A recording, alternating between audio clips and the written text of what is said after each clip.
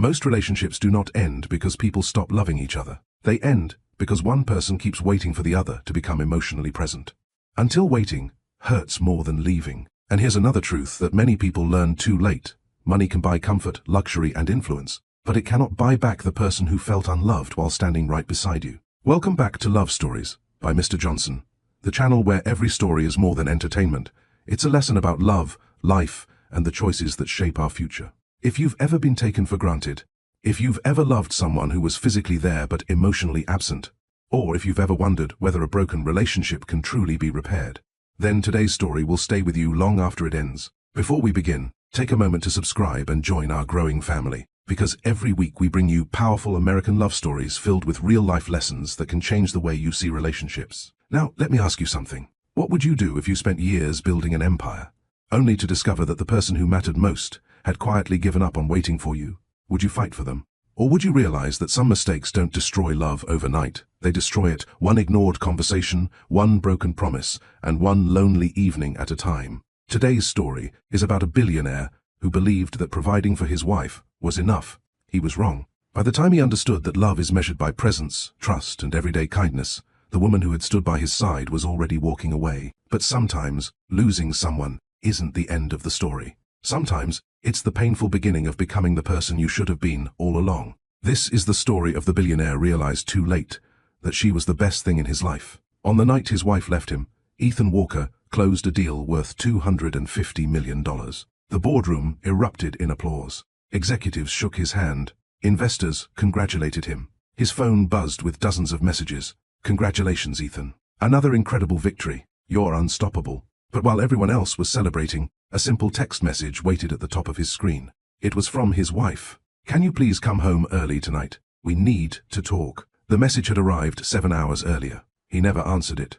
At the time, he told himself the meeting was too important. He believed there would always be another evening, another dinner, another chance to make things right. He had no idea that some conversations only come once. As Ethan drove through the streets of New York, he rehearsed the same apology he had used dozens of times. I'm sorry, work got complicated. I'll make it up to you this weekend. Everything I'm doing is for us. Those words had always been enough for him. He assumed they should be enough for her, too. After all, he had given Maya everything money could buy: a penthouse overlooking Manhattan, luxury vacations, designer clothes, a life most people only dreamed about. What else could she possibly want? He parked underground and took the private elevator to the top floor. The doors opened. Silence greeted him. That was unusual. Maya always left a small lamp on for him. She said it made the apartment feel less lonely. Tonight, the lamp was off. The living room was dark. The kitchen was spotless. The dining table was set for two. The food was cold. Ethan looked at his watch. It was almost midnight. Maya?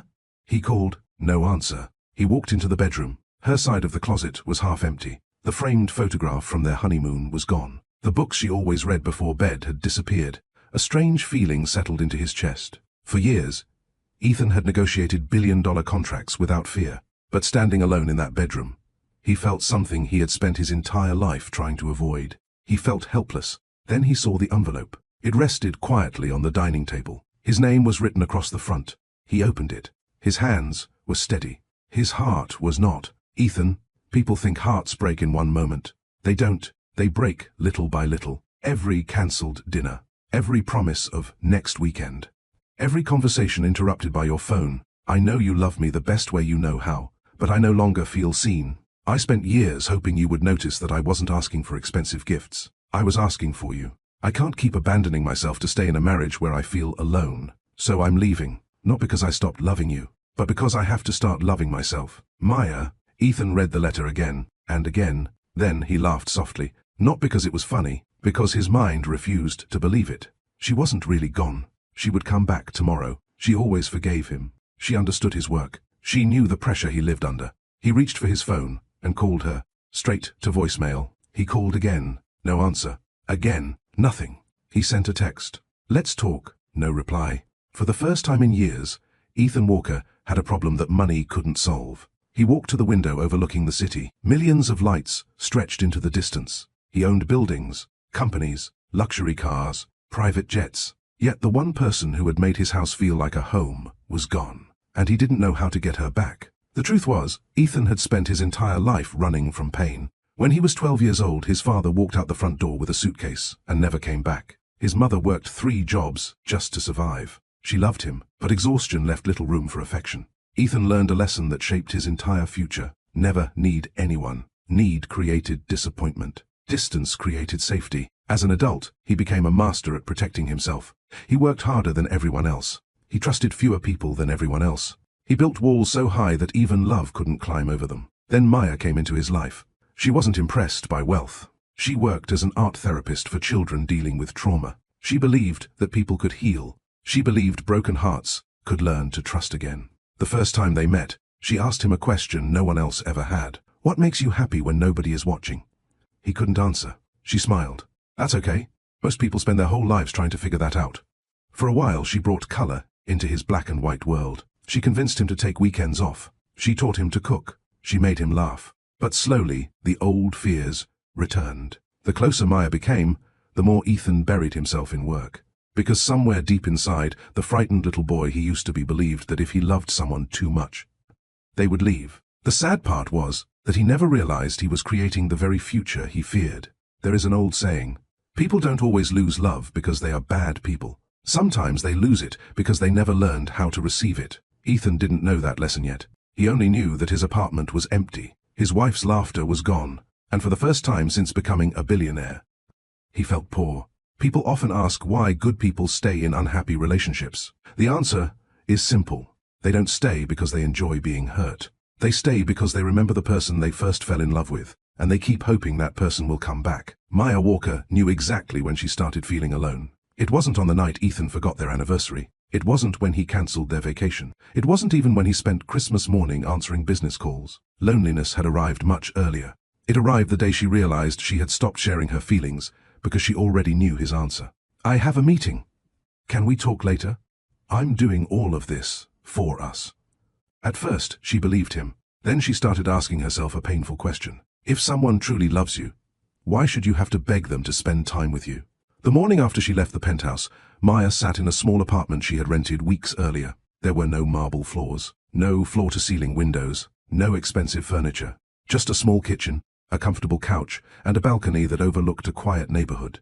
For the first time in years, she could hear birds singing instead of city traffic. She should have felt relieved. Instead, she cried, not because she missed Ethan's money. She had never cared about that. She cried because she missed the man she believed he could become. On the coffee table sat an old family photograph. It was the only picture she had kept from her childhood.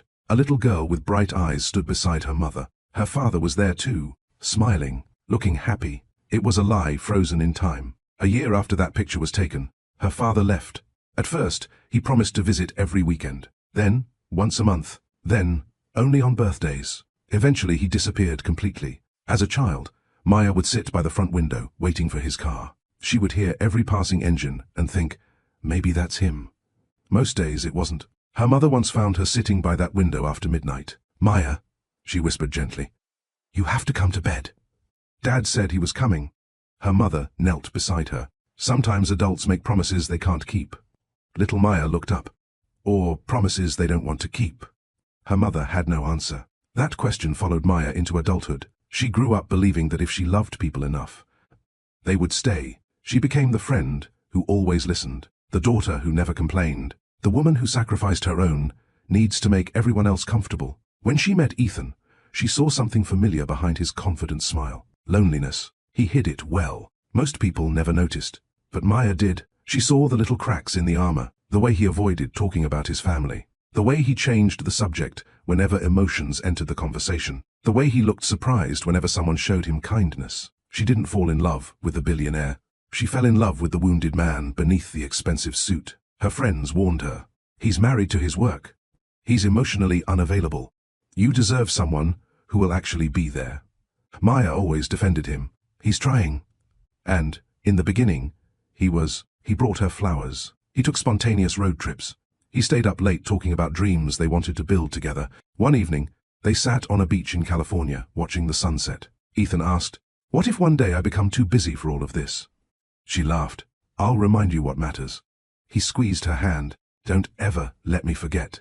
She promised. She kept that promise. The problem was that Ethan didn't. After they married, his company grew faster than anyone expected. The bigger the business became, the smaller their world became. Date nights turned into business dinners. Weekend trips became cancelled flights. Conversations became schedules. Maya understood ambition. She respected hard work. But she also knew something many people ignore. A relationship doesn't usually collapse because of one huge mistake.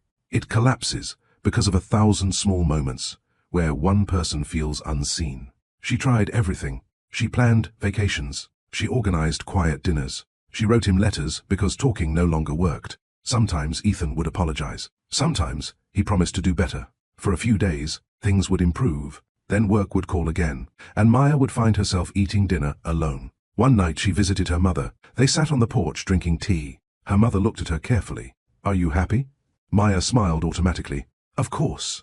Her mother didn't smile back. "I asked if you were happy, not if your life looks successful." Maya's eyes filled with tears. She had spent so much time pretending that she forgot she didn't have to. "I don't think he sees me anymore," she whispered. Her mother reached for her hand. "Then the real question is, how long are you willing to stop seeing yourself?"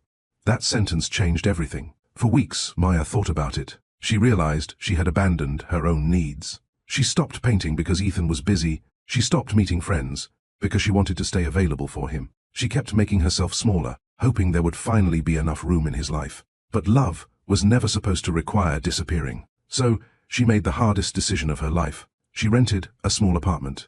She packed only what belonged to her. She wrote a letter, not to punish Ethan, not to make him suffer, but because she understood another important truth.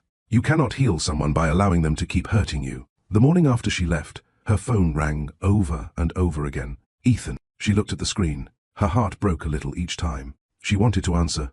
She wanted to run back home. She wanted to believe this time would be different. But she remembered all the other times. The forgotten dinners, the empty promises, the lonely nights. She placed the phone face down. Not because she stopped loving him, because she finally loved herself enough to protect her own heart. Meanwhile, across the city, Ethan sat alone in his office. He had cancelled every meeting. The board members were shocked. His assistant had never seen him distracted. But Ethan wasn't thinking about money. He was remembering a conversation from years ago. The day Maya had asked him one simple question. "What makes you happy when nobody is watching?"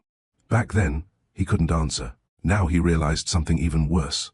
The one person who had tried to teach him happiness was no longer beside him. And for the first time, he wondered if success had cost him the very life he was trying to build. Before we continue this journey, I want to hear from you. Do you think Maya made the right decision by leaving, or should she have given Ethan one more chance?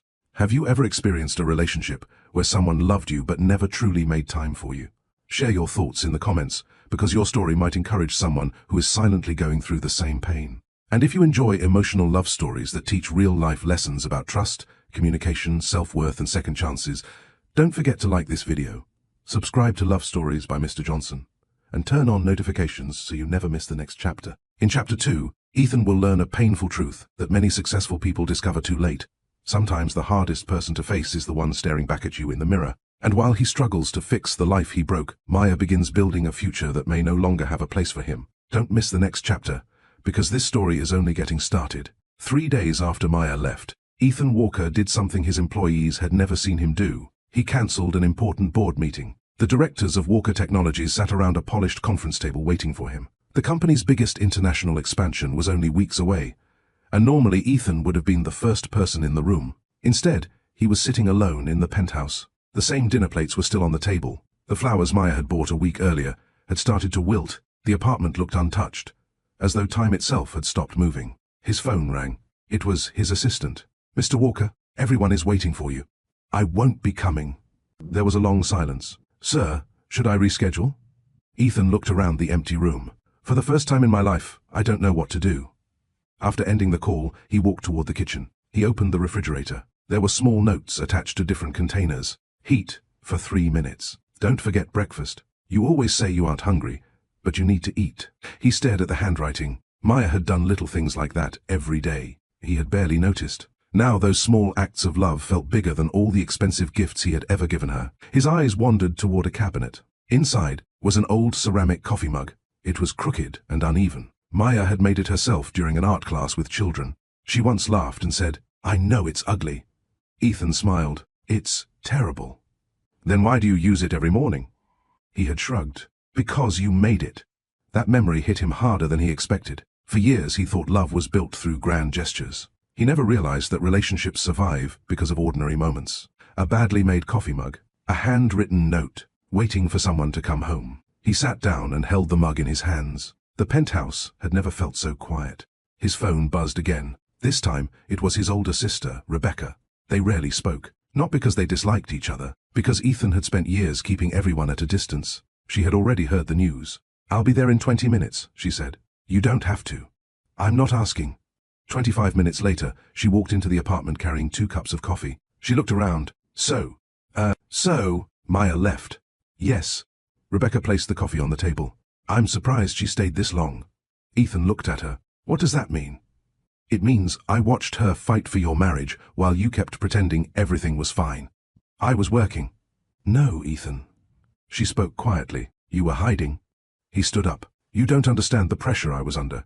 Rebecca folded her arms. "I understand it better than you think." She walked toward the window. "Do you remember what happened after Dad left?" Ethan stayed silent. "You locked yourself in your room and promised yourself that nobody would ever hurt you again." He looked away. "You built a company. You built a fortune. And then, you built walls around yourself." She turned to face him. "The problem is that Maya wasn't outside those walls. She was trapped inside them with you." Ethan had spent years avoiding conversations about his childhood. Now every memory seemed impossible to escape. His father, leaving, his mother's endless exhaustion, the nights he promised himself he would never depend on anyone. Rebecca sighed. "When was the last time you asked your wife if she was happy?" He searched for an answer. Nothing came. "When was the last time you sat with her without checking your phone?" Silence. "When was the last time you listened without trying to solve the problem?" He lowered his eyes. Rebecca walked toward the door. "I love you, Ethan. That's why I'm telling you the truth. If you want Maya back, buying flowers won't fix this. Neither will expensive vacations. You need to figure out why the people who love you always end up feeling alone." The door closed behind her. Her words remained. That afternoon, Ethan drove to the community center where Maya worked. Children's drawings covered the walls. Bright colors, happy faces, simple dreams. A receptionist greeted him. "Can I help you?" "I'm looking for Maya Walker." The woman's expression softened. "I'm sorry, she took some personal time off." "Do you know where she is?" "I don't." A little boy sitting nearby looked up at Ethan. "Are you Miss Maya's husband?" Ethan nodded. The child smiled. "She talks about you." His heart lifted for a second. "Really?" The boy nodded. "She says you're very smart." Ethan almost smiled. Then the child added, "But she also says smart people forget that hearts need attention too." The words landed like a punch. Children had a way of saying difficult truths without cruelty. Ethan thanked him and walked outside. He sat in his car for nearly an hour. He realized something that had never crossed his mind before. Maya had never spoken badly about him. Even when she was hurting, she had protected his dignity, and he had rewarded that loyalty with absence. Across the city, Maya was trying to build a new routine. She had returned to painting for the first time in years. The small apartment smelled of fresh coffee and acrylic paint. Her best friend, Vanessa, watched quietly. "You miss him?" Maya kept painting. "Yes." "Do you want to go back?" She put the brush down. "I want the man I married to come back." Vanessa nodded. "But what if he doesn't?" Maya looked at the unfinished canvas. It showed a tree in winter. Its branches were bare, no leaves, no flowers. Yet sunlight was beginning to touch the edges. "I don't know," she whispered. "I've spent so much time waiting for him that I forgot what my own life looked like." Vanessa sat beside her. "You know what I think?" "What?" "I think you've spent years trying to save someone who never admitted he was drowning." Maya looked out the window. She remembered all the promises, the road trips, the beach in California, the dreams they had shared. She still loved Ethan. That was the hardest part. Love had never been the problem. Safety was, trust was, being seen was. Her phone vibrated. A message appeared. It was from Ethan. "I know saying sorry isn't enough. I just need one chance to talk." She stared at the screen. Her thumb hovered over the keyboard. Then she locked the phone and placed it on the table. Outside, rain began to fall. In different parts of the city, 2 people who still loved each other sat alone. One was finally learning how to feel. The other was learning how to survive without waiting. Neither of them knew that life was about to force them onto a path they never expected. And when that moment came, both would have to decide whether the past deserved another chance. Ethan Walker had spent his entire adult life believing that problems existed to be solved. If a company struggled, he invested more money. If a competitor appeared, he worked harder. If an obstacle stood in his way, he found a strategy to overcome it. But 4 days after Maya left, he was beginning to understand that a broken relationship was not a business deal. There was no contract to negotiate, no assistant who could fix the situation, no amount of money that could erase years of emotional distance. He sat alone in his office overlooking Manhattan. The city moved as if nothing had happened. People hurried to work. Traffic filled the streets. Life continued. His assistant knocked softly. "Mr. Walker, your 11 o'clock appointment is here." And Ethan frowned. "I don't have an appointment." The assistant hesitated. "Your sister made it for you." Before Ethan could ask another question, the office door opened. A man in his 60s stepped inside. He wore simple clothes and carried a leather notebook. "Mr. Walker," he said, extending his hand. "My name is Dr. Samuel Carter." Ethan did not shake it. "I don't need a doctor." Dr. Carter smiled gently. "Then perhaps think of me as someone who listens. My sister had no right to do this. You're free to leave." Ethan looked toward the window. He should leave. He had work to do. Important calls. Important meetings. Yet, for some reason, he stayed. Dr. Carter sat across from him. "Tell me about your wife." Ethan answered immediately. "She's kind." The doctor nodded. "What else?" "She's patient." "What else?" Ethan searched for more words. His mind filled with images. Maya painting. Maya laughing. Maya making coffee. Maya waiting by the window for him to come home. He realized he could describe what she did for him much more easily than he could describe who she was. The doctor watched him quietly. "When was the last time you asked her about her dreams?" Ethan looked down. "I don't remember." "When was the last time you told her what frightened you?" "I don't talk about those things." "Why not?" "Because they don't change anything." Dr. Carter leaned back. "Many successful people believe that emotions are obstacles to productivity." He paused. "But emotions don't disappear when we ignore them. They simply appear somewhere else. In anger. In distance. In silence." The room felt smaller. Ethan stood. "I don't have time for this." The doctor nodded. "That may be true. But your wife spent years making time for you." Those words followed Ethan all the way out of the building. Across the city, Maya was trying to rebuild a life that belonged to her. She had returned to the Children's Arts Center for the first time since leaving. The children ran toward her the moment she entered. "Miss Maya, we missed you." One little girl hugged her tightly. "Are you sad?" Maya smiled. "A little." The child thought for a moment. "My grandma says sad people should draw the storm instead of hiding from it." Maya laughed softly. "Your grandma sounds very wise." The girl nodded proudly. "She says storms don't last forever." For the next few hours, Maya forgot about everything else. She helped the children paint. Some painted houses. Some painted animals. One little boy painted a bridge. "What is that?" Maya asked. "It connects 2 places." "Why did you paint it?" He looked at her seriously. "Because sometimes people want to come back, but they don't know how." She stared at the picture. The bridge stretched across a river.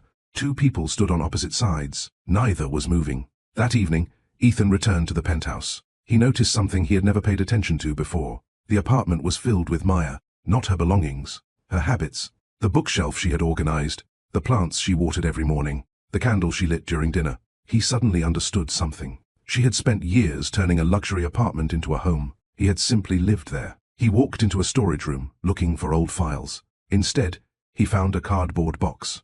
On the side, Maya had written in black marker, "Our memories." He opened it. Inside were movie tickets, old photographs, postcards from trips they had taken, a dried flower from their first date. At the bottom of the box lay a notebook. He recognized it immediately. It was Maya's journal. He knew he should not read it. He closed the notebook. Then he looked at it again. Slowly, he opened the first page. The earliest entries were full of joy.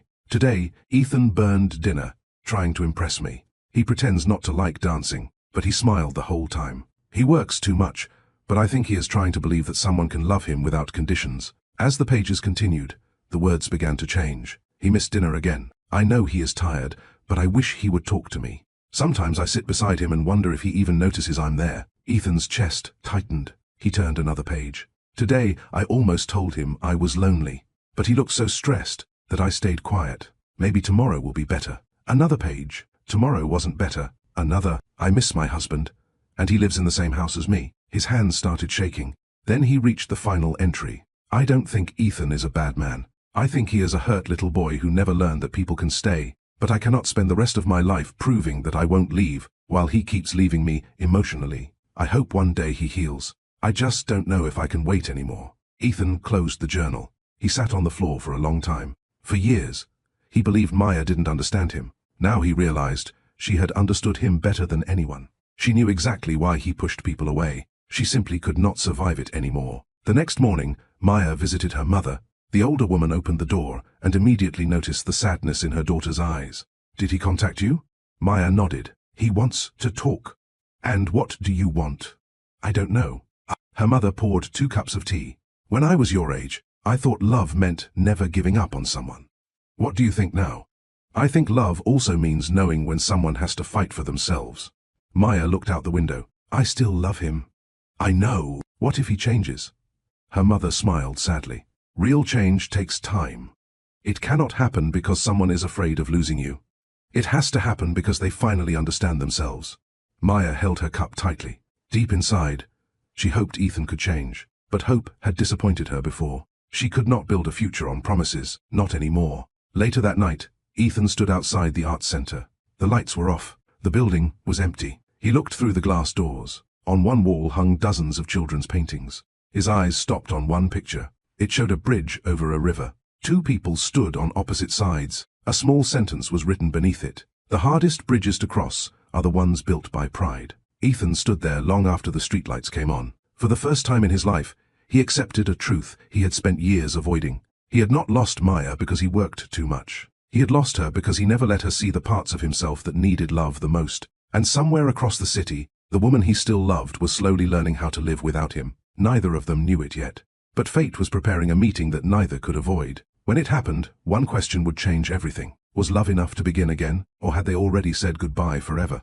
2 weeks passed. Ethan stopped calling. He stopped sending flowers. He stopped asking mutual friends where Maya was. At first, Maya thought he had given up. A small part of her was relieved. Another part was hurt. She had spent years wishing he would understand her pain. Now she found herself wondering if he had simply accepted losing her. The truth was very different. Ethan had learned something during those 2 weeks. If he truly loved Maya, he could not pressure her into returning. He could not apologize his way out of years of neglect. For the first time in his life, he was trying to become a better man without expecting a reward. Every Wednesday afternoon, he met with Dr. Carter. The sessions were uncomfortable. Dr. Carter asked questions Ethan had spent years avoiding. "What did you feel when your father left?" "I don't know." "What did you tell yourself after that?" Ethan stayed silent. The doctor waited. Finally, Ethan spoke. "I told myself that needing people was dangerous." "And how has that belief affected your marriage?" Ethan looked out the window. "I spent my whole life making sure nobody could abandon me." He paused. "I never realized I was the one pushing everyone away." Dr. Carter nodded. "Many people confuse independence with emotional isolation. They are not the same thing." That evening, Ethan walked home instead of calling for his driver.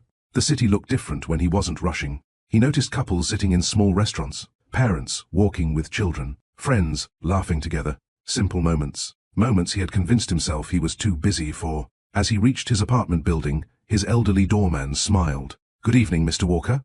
"Good evening, Frank." The old man looked surprised. It was the first real conversation they had ever had. "You doing all right, sir?" Ethan thought about lying.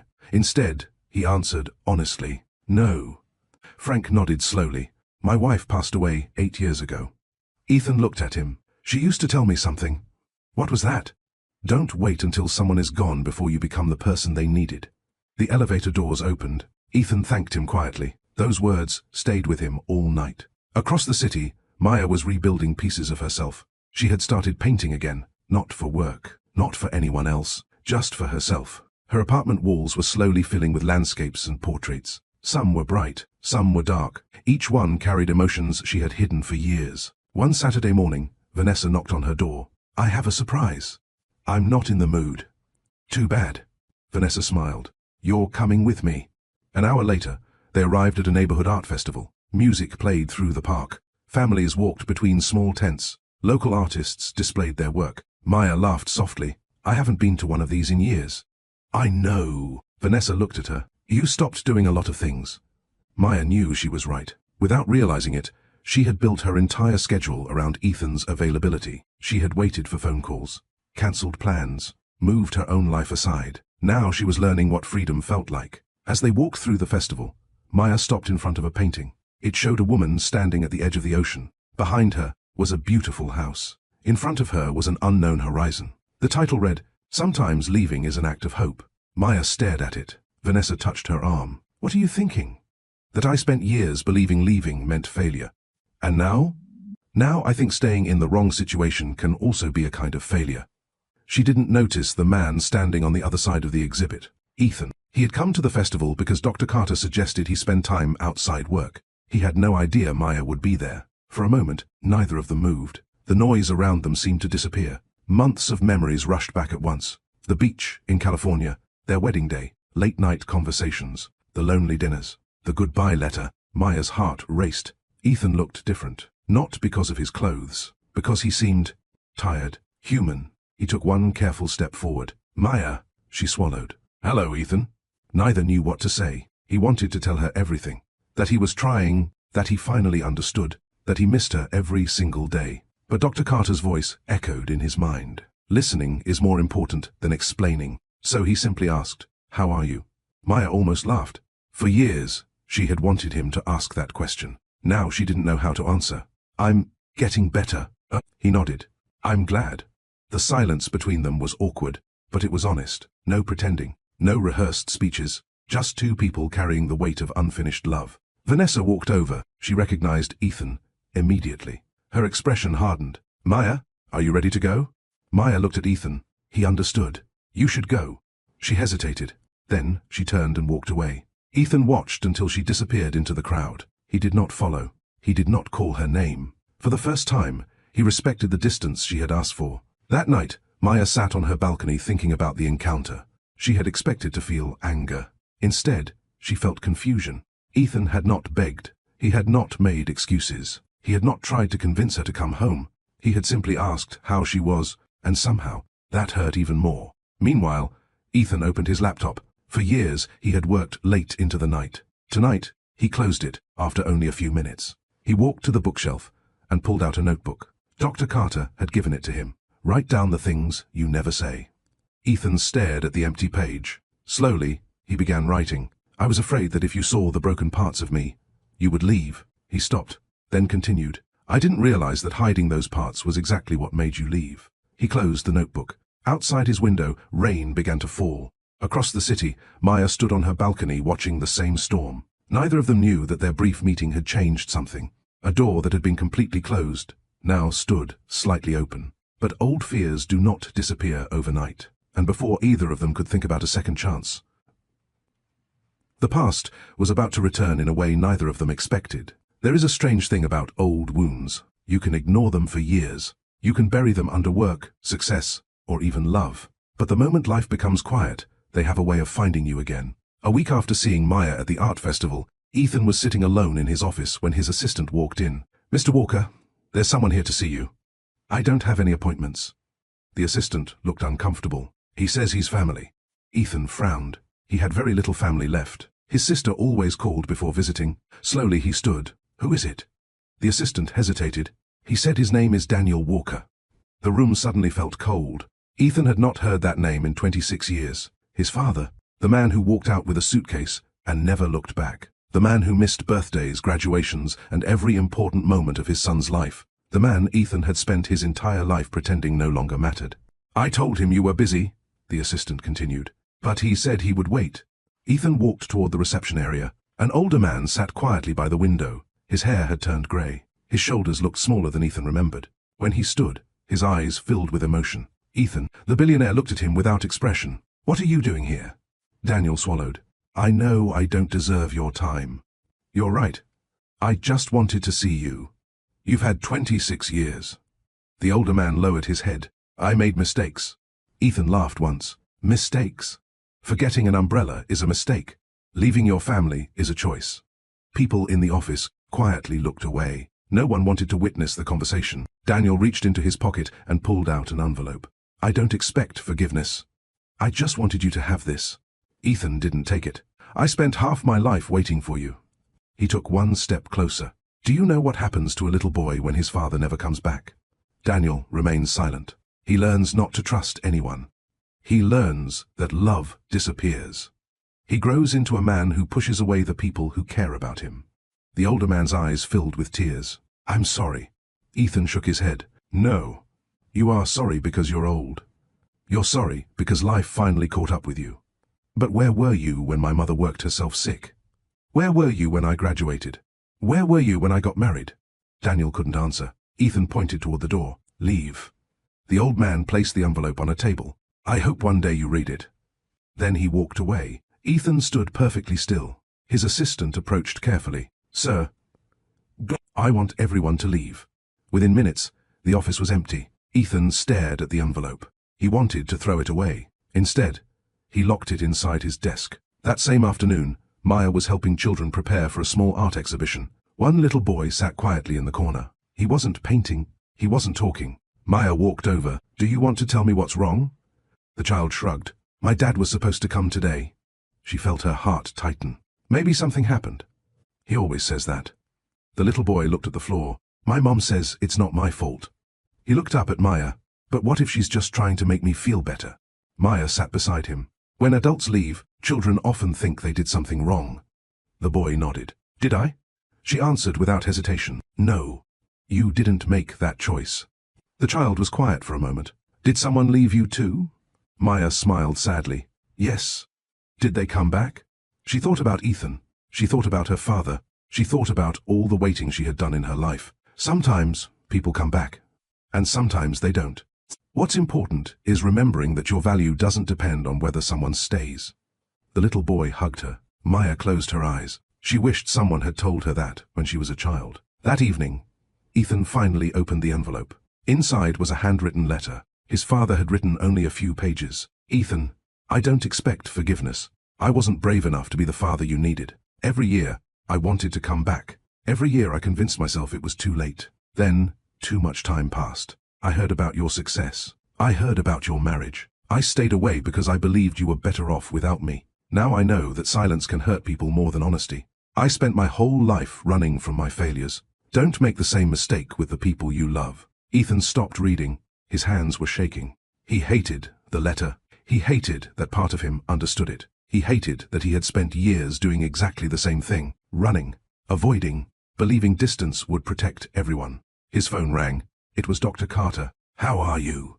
Ethan almost said he was fine. Instead, he answered honestly, "My father came back." There was a long pause. "And how do you feel?" "I don't know." "Angry?" "Yes." "Hurt?" "Yes." "Afraid?" Ethan closed his eyes. "Yes." The doctor spoke softly. "The people who hurt us often shape the people we become. But they do not have to decide who we remain." Meanwhile, Maya returned to her apartment. She found an envelope under her door. There was no name on it. Inside was a single photograph. It showed her and Ethan sitting on a beach years earlier. She turned it over. A short message was written on the back. "Thank you for teaching me that love is not something people should have to earn." There was no signature. She knew exactly who had written it. She sat on the couch, holding the picture. For the first time since leaving, she cried without trying to stop herself. She wasn't crying because she wanted to go back. She wasn't crying because she regretted leaving. She was crying because she could finally see that Ethan was beginning to understand. The problem was that understanding did not erase the past. Broken trust does not heal because someone has changed. It heals because that change survives the test of time. Maya placed the photograph inside a drawer and closed it. She whispered to herself, "I hope you're becoming the man I always believed you could be." Across the city, Ethan stood by his apartment window. For years, he blamed his father for teaching him that people leave. Tonight, he realized another painful truth. He had allowed that lesson to control his entire life, and unless he learned to let go of the past, he would lose far more than his marriage. He would lose the chance to become someone different. Outside, the lights of New York stretched across the night. Somewhere in that city, the woman he loved was learning to live without him. And for the first time, Ethan accepted that if he ever wanted a future with her, he would first have to make peace with the boy who had been waiting at the window for a father who never came home. A month passed. For the first time since he was 22 years old, Ethan Walker was no longer the first person to arrive at the office. He stopped answering emails at midnight. He stopped canceling weekends. He even delegated projects that he would once have controlled himself. His employees were confused. The board members were worried. One afternoon, his business partner, Richard Lawson, walked into his office and closed the door. What is going on with you? Ethan looked up from his desk. What do you mean? You've turned down 3 international trips. You left work at 5 yesterday. And today you missed an investor lunch. Ethan simply nodded. Richard laughed. Who are you? And what have you done with the real Ethan Walker? Normally, Ethan would have laughed too. Instead, he answered quietly, I think I've spent my whole life hiding behind work. Richard's smile disappeared. Because of Maya? Ethan looked out the window. Because of myself. Richard sat down across from him. They had worked together for nearly 15 years. They had built companies, survived financial crises, and closed impossible deals. Yet they had almost never spoken about personal matters. I always admired you, Richard admitted. You never seemed distracted by emotions. Ethan smiled sadly. I wasn't free from emotions. I was running from them. The room grew quiet. Richard leaned forward. My divorce happened 7 years ago. Ethan looked surprised. I know. You know why it happened? Ethan shook his head. Because I thought providing was the same thing as loving. The words hit him harder than he expected. Richard looked toward the family photo on his desk. I missed birthdays. I missed school plays. I kept telling myself that my family would understand. He sighed. They understood. They just couldn't live with it forever. For a long moment, neither man spoke. Then Richard stood. If you still have a chance to become a better man. He walked toward the door. Don't waste it, trying to become a richer one. That evening, Ethan arrived early for his appointment with Dr. Carter. The older man noticed immediately. You've changed. I've changed my schedule. No. The doctor smiled. You've changed your priorities. Ethan sat down. I keep thinking about my father. What about him? I spent years believing that I was nothing like him. And now? I'm afraid I became him in a different way.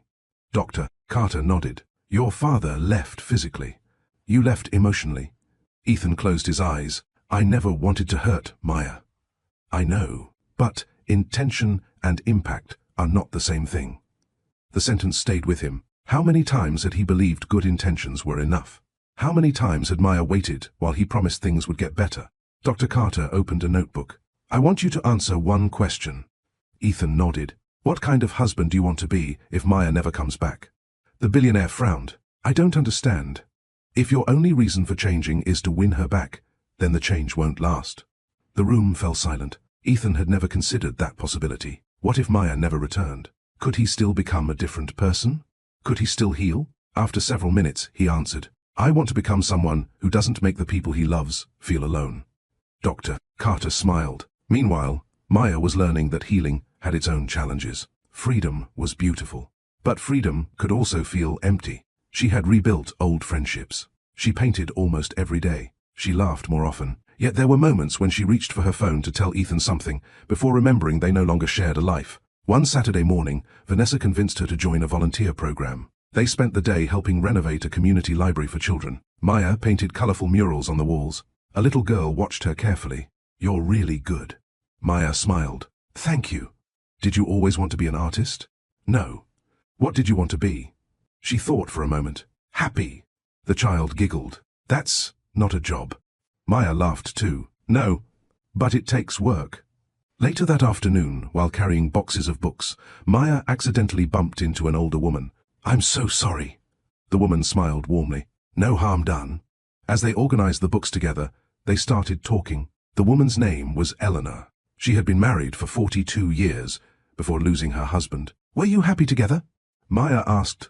Eleanor smiled. Not every day. The answer surprised her. The older woman continued. We had arguments. We disappointed each other. We made mistakes. So, what made it last?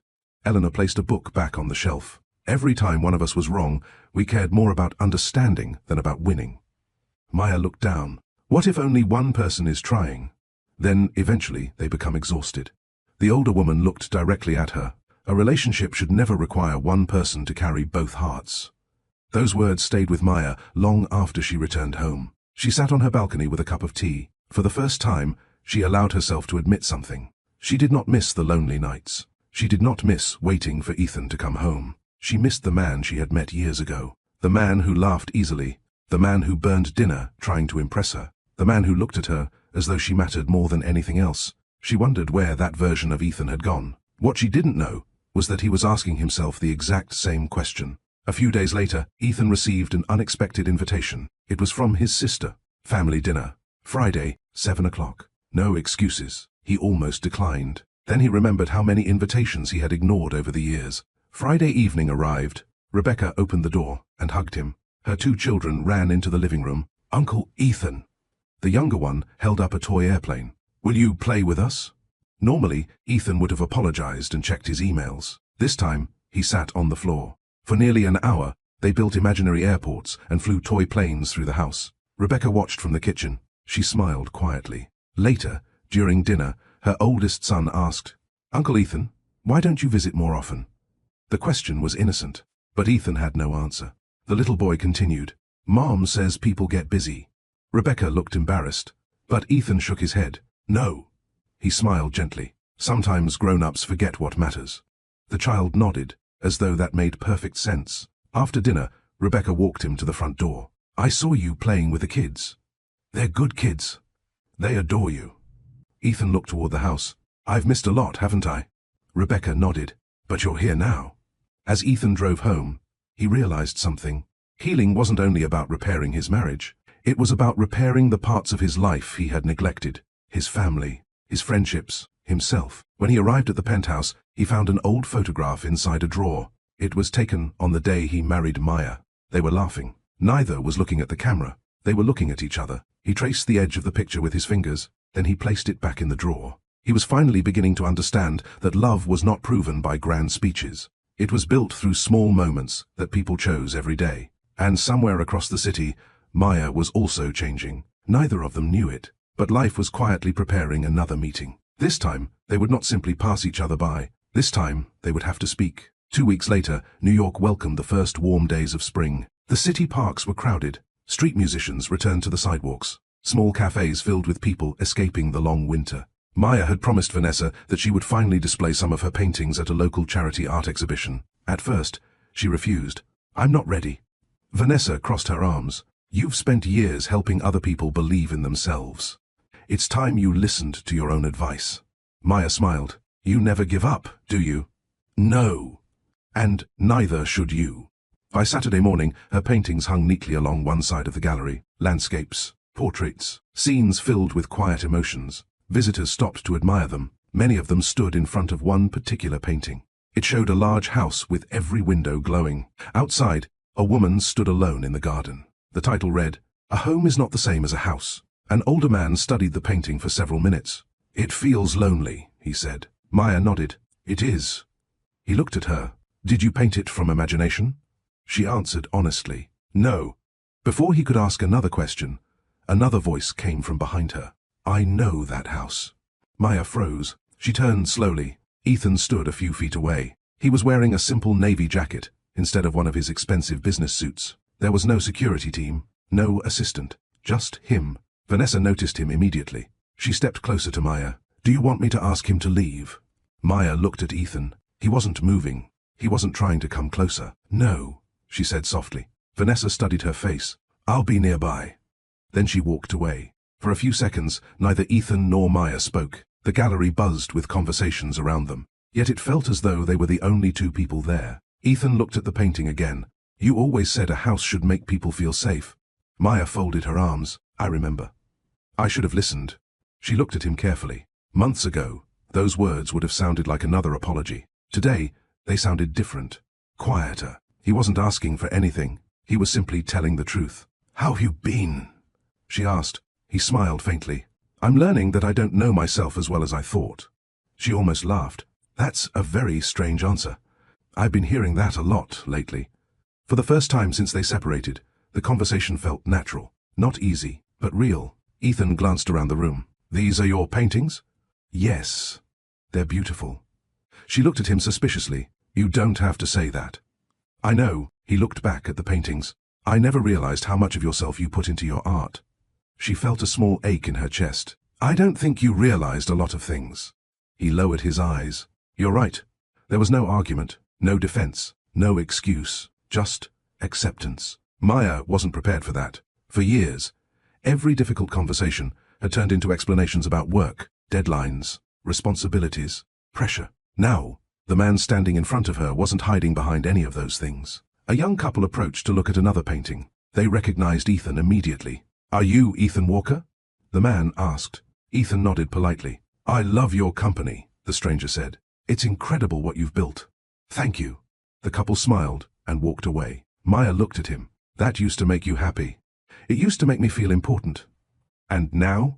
He looked around the gallery. "Now I think there are more important things." She didn't answer. She wasn't ready to believe him. Not yet. A few hours later, the exhibition ended. People slowly began leaving. Maya carried a box of supplies toward her car. As she lifted it, the bottom gave way. Paintbrushes and papers scattered across the parking lot. Without saying a word, Ethan knelt and started picking them up. Years ago, he would have called an employee, or hired someone else to do it. Maya noticed. So the billionaire finally learned how to clean up a mess.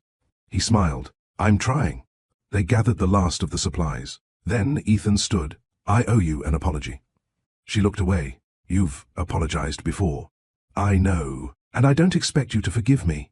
The wind moved gently through the trees. "I just want to say something I should have said a long time ago." Maya waited.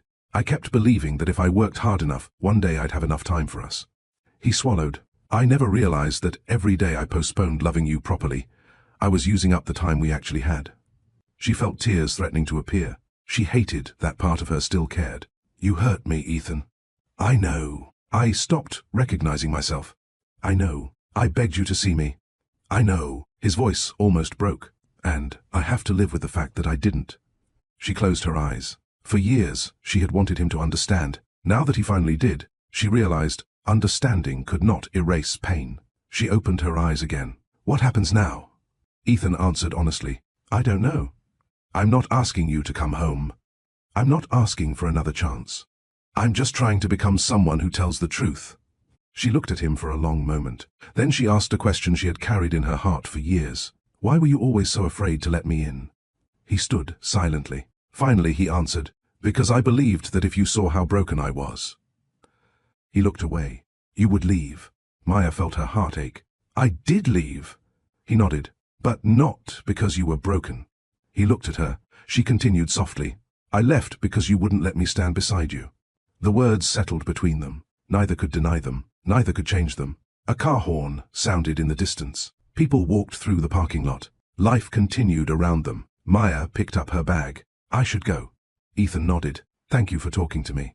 She started walking toward her car. Then she stopped. Without turning around, she spoke. "I'm glad you're getting help." His eyes widened slightly. She continued. "I hope you keep going." "Not for me. For you." Then she got into her car and drove away. Ethan remained where he was. He wasn't happy. He wasn't hopeful. But for the first time since she left, he felt something he hadn't expected. Peace. Because he had finally spoken honestly, and because Maya had finally seen that his changes were real. Not complete, not perfect, but real. Across the city that evening, Maya sat by her apartment window. She replayed the conversation over and over. Vanessa noticed her quiet mood. "How did it go?" Maya looked out at the lights of New York. "He wasn't the man I left." Vanessa smiled. "Is that a good thing?" Maya took a long breath. "I don't know." She touched the edge of a photograph sitting on her table. The old Ethan had made her feel alone. The new Ethan seemed to be learning how to stay, but trust had been broken slowly. And she knew it would only return the same way. Slowly. Neither of them realized it, but life was about to place them in a situation where they would have no choice but to depend on each other again. And this time, actions, not promises, would decide the future of their story. A week after the art exhibition, Maya received a phone call that changed her plans. "Miss Walker?" "Yes." "This is Grace Children's Center." Maya smiled. She volunteered there whenever she had free time. "We're organizing a summer arts fundraiser." "That sounds wonderful." "We were hoping you could lead the event." She was about to accept when the director added, "We also received a large donation from Walker Technologies." Maya's smile faded. She knew exactly who was behind it. "I appreciate the support," she said carefully, "but I hope this isn't connected to me." The director laughed softly. "Actually, the donation was anonymous." Maya remained quiet. There was only one request. What was it? That every child who wanted to participate would have the opportunity, regardless of their family's financial situation. The call ended. Maya sat in silence. That was exactly the kind of thing Ethan would have done years ago. Quietly, without asking for recognition, she pushed the thought away. People could do good things and still be wrong for each other. She had learned that lesson the hard way. Across town, Ethan was finishing another session with Dr. Carter. "You made the donation," the doctor said. Ethan nodded. "Why anonymously?" "Because it wasn't a gift for Maya. It was for the children." Dr. Carter smiled. "And how does that feel?" Ethan thought for a moment. "Different." "In what way?" "I spent years doing good things because they improved my reputation." He looked out the window. "This time, I didn't need anyone to know." The doctor closed his notebook. "What are you learning?" Ethan answered quietly. "That kindness loses something when it expects applause." The fundraiser arrived faster than anyone expected. Volunteers filled the community center. Artists prepared their displays. Children ran through the hallways carrying paint and paper. Maya moved from room to room, making sure everything was ready. She had almost forgotten about Ethan. Then the director approached her. "We're still missing a few volunteers." "I can help." "You already are." The director smiled. "Our anonymous donor offered to send people from his company." Before Maya could ask another question, several volunteers walked through the front doors. Among them was Ethan. He wasn't wearing an expensive suit. He carried folding tables on his shoulder and boxes of supplies in his hands. He saw Maya. She saw him. Neither spoke. The director clapped her hands. "Perfect." She pointed toward Ethan. "Can you help Miss Walker set up the art room?" Maya almost refused, but dozens of children were already arriving. She nodded. "Follow me." They walked down the hallway in silence. When they reached the room, Ethan started arranging chairs. Maya unpacked paint supplies. Neither knew what to say. Finally, Ethan broke the silence. "You don't have to worry." She looked at him. "I'm here to volunteer." "Nothing else?" She nodded. "Good." The room became quiet again. A little girl suddenly ran inside. "Miss Maya!" The child stopped when she saw Ethan. "Who's he?" Maya smiled. "He's helping us today." The little girl looked at Ethan carefully. "Can you paint?" He almost laughed. "Not very well." "That's okay." She handed him a brush. "I'm not very good either." For the next hour, Ethan sat beside children painting colorful pictures. He spilled water twice, mixed the wrong colors, accidentally covered part of his shirt in blue paint. The children laughed. So did he. Maya stood across the room watching. She realized she had never seen him like this. Relaxed. Present. One little boy tugged on Ethan's sleeve. "Can you help me?" "What are you drawing?" "A family." The child pointed to the paper. "This is my mom." "This is me." Then he hesitated. "I don't know how to draw my dad." Ethan sat quietly. "Why not?" He moved away. The room seemed to disappear. The little boy looked down. "My mom says he loves me." "Do you think people can love you and still leave?" Ethan felt something tighten in his chest. He thought about his own father. He thought about Maya. Finally he answered, "I think people sometimes make bad choices. But those choices are never a child's fault."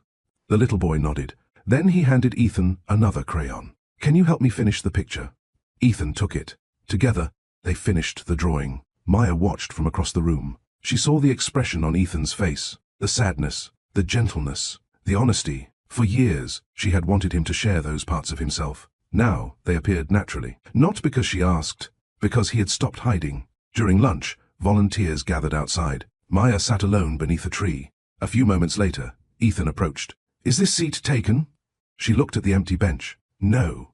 He sat down, leaving enough space between them. The silence wasn't uncomfortable. Birds sang nearby. Children laughed in the distance. After a while, Ethan spoke. "I found one of your old notes." She looked at him. "What note?" "The one you left inside the refrigerator." Her cheeks turned slightly red. "The one that said I should eat breakfast." A small smile appeared on her face. "You never liked breakfast." "I know." He looked down. "You still remembered." Maya stared at the ground. "I remembered a lot of things."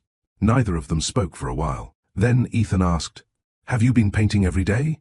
She looked surprised. "How did you know?" "You always painted when you were happy." She looked at him carefully. "You noticed that?" "I notice more things now." Those words stayed with her, not because they solved anything, but because they reminded her of the man she had once loved. Before either of them could continue, the director called for help. They stood at the same time. As Maya turned to leave, her foot slipped on the wet grass. She lost her balance. Without thinking, Ethan reached out and caught her. For one brief second, they stood close together. Neither moved, neither spoke. Then Maya gently stepped back. "Thank you." "You're welcome." The moment passed, but something had changed. Not forgiveness, not reconciliation, just a quiet reminder that beneath all the pain, the connection between them still existed. Neither of them realized that someone had been watching. Near the entrance of the community center stood an older man, Daniel Walker, Ethan's father. He had come to deliver a donation for the children. Instead, he found himself looking at the son he had abandoned, and the woman who had taught that son how to love. Daniel quietly turned away. But before he left, Maya noticed him. She had seen his photograph years ago. She knew exactly who he was, and she knew that Ethan had no idea his past had just stepped back into his life. Maya stood frozen near the entrance of the community center. The older man had already turned away, but she recognized him immediately. Years earlier, while helping Ethan organize old family photographs, she had seen a picture of a younger Daniel Walker. The face had changed. The hair had turned gray, but the eyes were the same. Ethan's eyes. She watched as the old man walked slowly toward the parking lot. For a moment, she thought about saying nothing. It wasn't her place. The relationship between a father and son was complicated, especially when that father had disappeared for more than 20 years. Then she remembered something Ethan once told her. When my father left, I stopped believing that people stayed. Back then, she hadn't fully understood those words. Now she did. The event ended a few hours later. Children carried home their paintings. Volunteers packed supplies. The hall slowly became quiet. Ethan loaded boxes into a storage room. When he came back, he noticed Maya waiting for him. There was someone here today, she said. He smiled slightly. A lot of people were here. No. Her expression was serious. I think your father came. The smile disappeared. For a second, Ethan simply looked at her. Then he shook his head. No.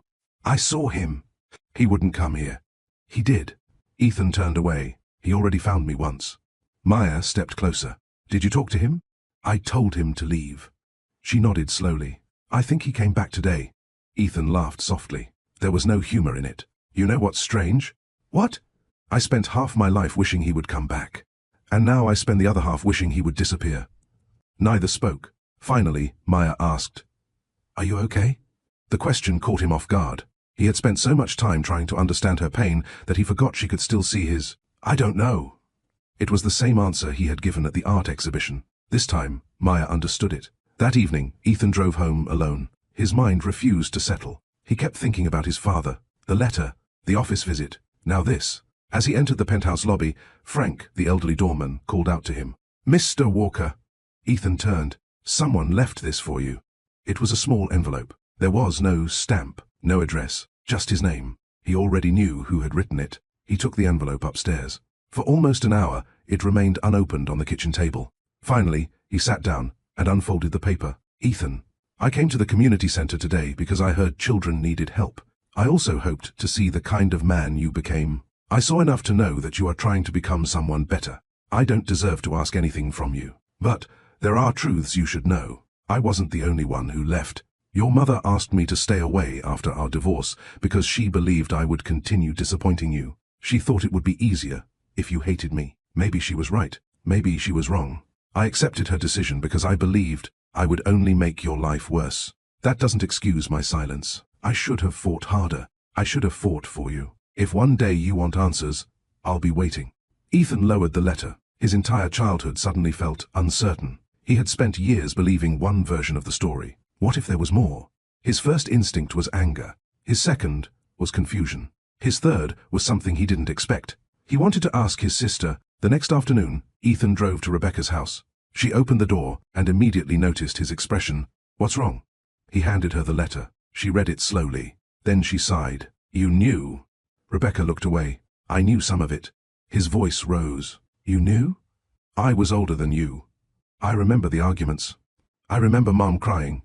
I remember Dad wanting to come back. Ethan stared at her. Why didn't anyone tell me? Because you were a child. And because Mom believed she was protecting you. He sat down heavily. So, my whole life. Rebecca interrupted gently. No. Your whole life, you were hurt. That part is still true. She sat beside him. But pain is complicated. Sometimes, good people make bad decisions. And sometimes, those decisions affect generations. Ethan thought about Maya. He thought about all the ways he had protected himself, all the ways he had unknowingly repeated old patterns. He looked at his sister. Do you think people can change? Rebecca smiled. I think people change when they stop pretending they don't need to. Across the city, Maya was cleaning her apartment when someone knocked on the door. She wasn't expecting visitors. When she opened it, she found Eleanor, the older woman she had met at the library project. "I hope I'm not interrupting." "Not at all." They sat together on the balcony. After a few minutes, Eleanor asked, "How is your heart?" Maya laughed softly. "That's a very direct question. I'm old. We stop wasting time." Maya smiled. "I think he's changing." Eleanor nodded. "And how does that make you feel?" "Happy." She paused. "And terrified." "Why?" "Because if I believe him, and things go back to the way they were." She couldn't finish the sentence. Eleanor reached over and touched her hand. "Trust is like a garden. You cannot demand that flowers grow the day after planting seeds. It takes time. It takes consistency. It takes care." Maya looked toward the sky. "I don't know if I can risk my heart again." "You don't have to decide today."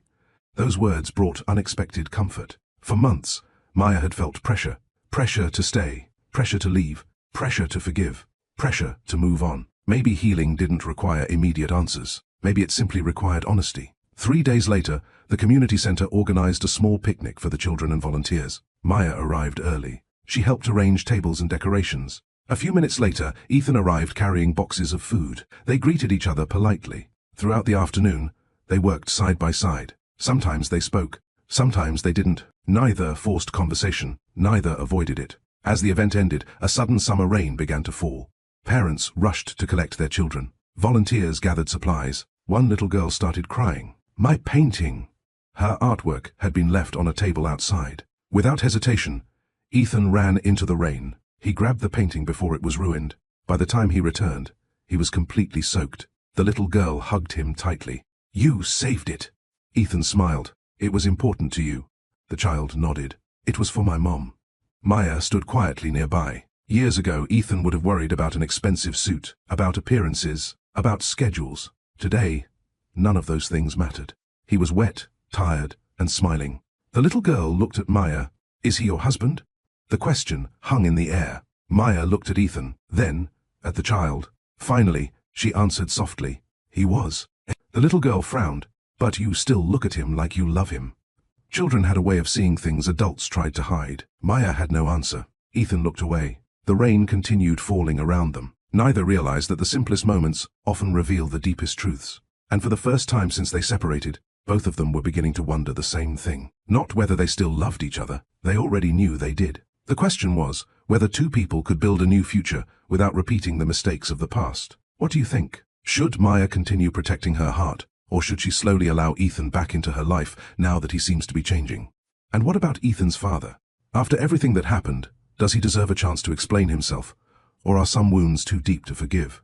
Share your thoughts in the comments, because every relationship teaches us something different about love, trust, and second chances. If this story has touched your heart, don't forget to like this video, subscribe to Love Stories by Mr. Johnson, and turn on notifications so you never miss a chapter. In Chapter 6, old fears and hidden insecurities will test Ethan and Maya in ways they never expected. Just when they begin to lower their walls, one misunderstanding could destroy the fragile trust they are slowly rebuilding. The hardest battles are often not against other people, but against the scars we carry inside us. For the next several weeks, Ethan and Maya saw each other more often. Not because they planned to. Life simply kept placing them in the same places. The community center needed volunteers. The children's art program was expanding. Fundraising events had to be organized. Sometimes they worked together for hours. Sometimes they only exchanged a few words. Neither of them talked about the future. Neither mentioned getting back together. That unspoken boundary made everything feel safe. One Saturday morning, Maya arrived early to prepare an art workshop.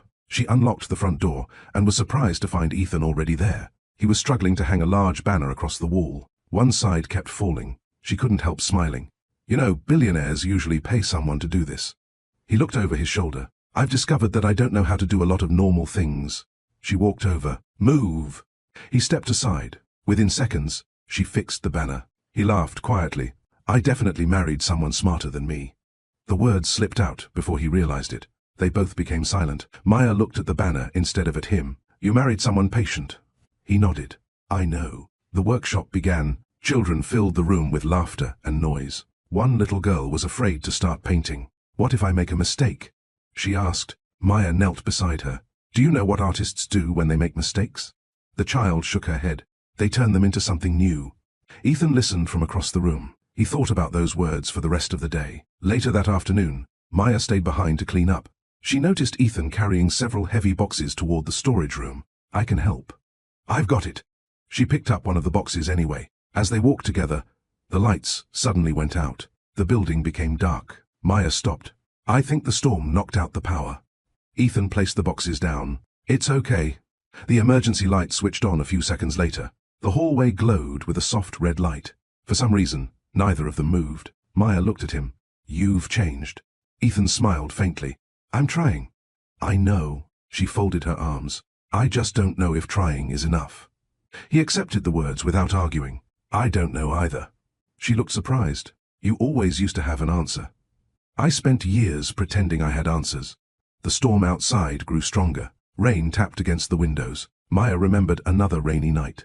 The night she left. She remembered the packed suitcases, the goodbye letter, the silence. Her chest tightened. Without realizing it, she took a small step backward. Ethan noticed. He didn't move closer. That simple decision made her feel strangely relieved. The following week, Ethan met with Dr. Carter again. "I think she's beginning to trust me."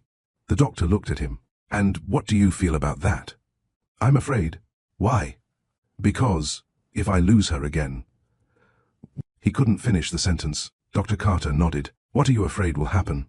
Ethan answered honestly. "I'll end up alone." The older man remained quiet for a moment. "Do you remember what I asked you months ago?" Ethan nodded. "What kind of man do you want to be if Maya never comes back?" "And has your answer changed?" "No." "What is it now?" Ethan looked toward the window. "I want to be someone who stays." The doctor smiled. "Then stay." "What do you mean?"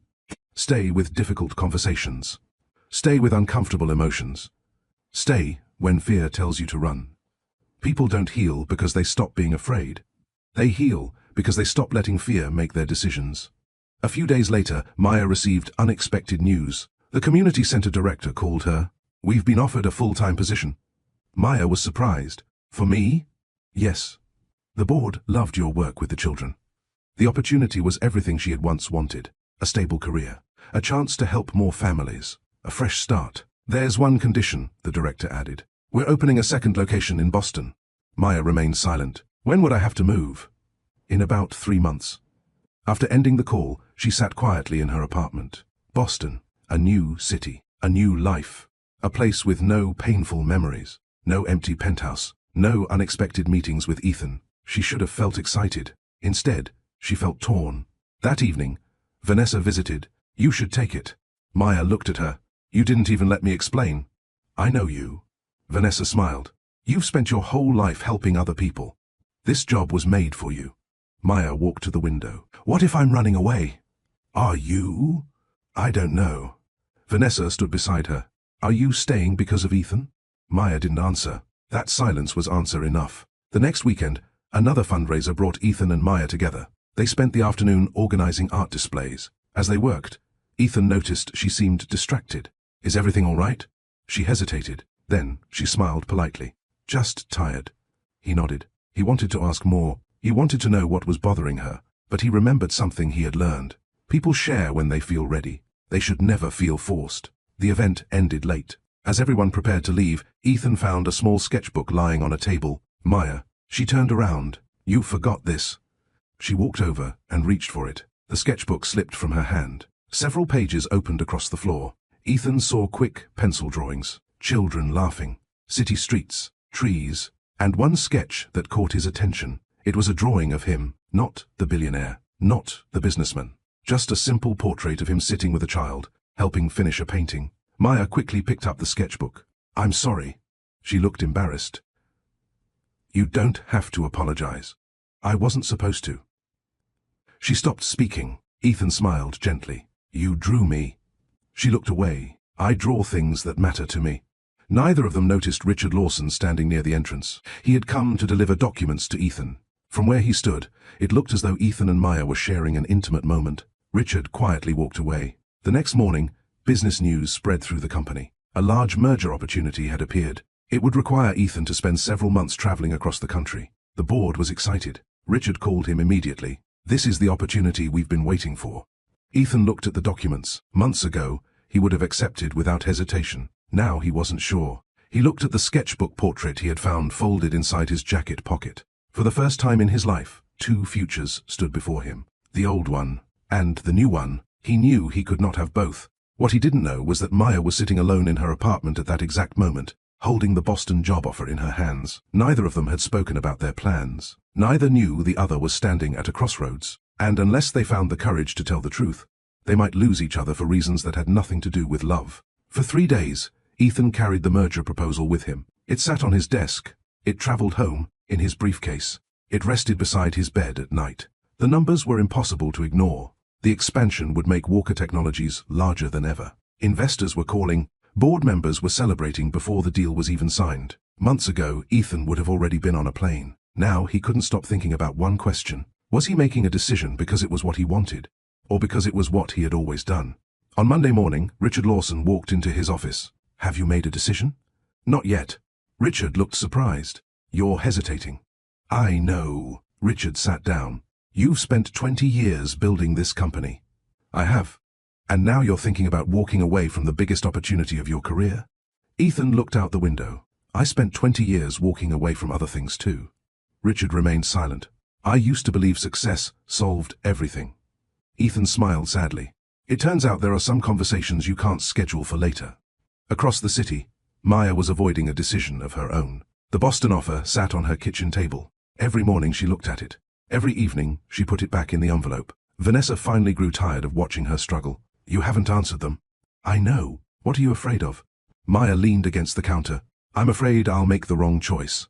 Vanessa smiled gently. "There isn't always a perfect choice. There are only choices we have to live with." Maya looked toward the window. "What if Boston is exactly what I need? Then go. And what if I'm leaving because I'm afraid to trust again?" Vanessa crossed the room. "Then you owe yourself the honesty to admit it." Those words stayed with Maya long after her friend left. She walked to her art corner and opened her sketchbook. The last drawing she had made was Ethan sitting beside the little boy at the community center. She touched the page lightly. The truth was simple. She still loved him. The harder truth was even simpler. She was afraid that loving him would cost her herself all over again. That Friday, the community center held a small family day. Children and parents gathered in the garden. Games filled the afternoon. Music played softly. Maya arrived carrying art supplies. She wasn't expecting to see Ethan, but he was already there, helping set up tables. When their eyes met, they smiled politely. Neither mentioned the things weighing on their minds. Throughout the afternoon, they worked together naturally. A little boy named Oliver refused to join the activities. He sat alone beneath a tree. Maya walked over. "What's wrong?" "I don't want to draw." "Why not?" "Because everyone else is better." Before Maya could answer, Ethan sat beside them. "You know," he said, "when I was your age, I was terrible at baseball." Oliver looked at him. "Really? The worst player on the team." "What happened?" "I quit." The little boy frowned. "You gave up?" Ethan nodded. "I thought being bad at something meant I should stop trying." Maya looked at him quietly. Ethan continued. "Now I think I was wrong." Oliver stared at the blank paper in front of him. "What if I mess up?" Maya smiled. "Then you'll have something to learn from." The little boy picked up a crayon. By the end of the afternoon, he had finished an entire picture. As he ran to show his mother, Ethan laughed softly. Maya looked at him. "You're getting better at this." He smiled. "So are you." "At what?" "Letting people help."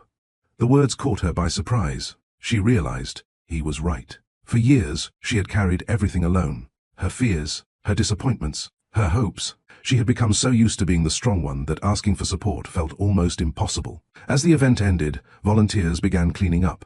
A strong wind scattered papers across the field. Maya chased after them. One sheet landed near the parking lot. She picked it up and stopped.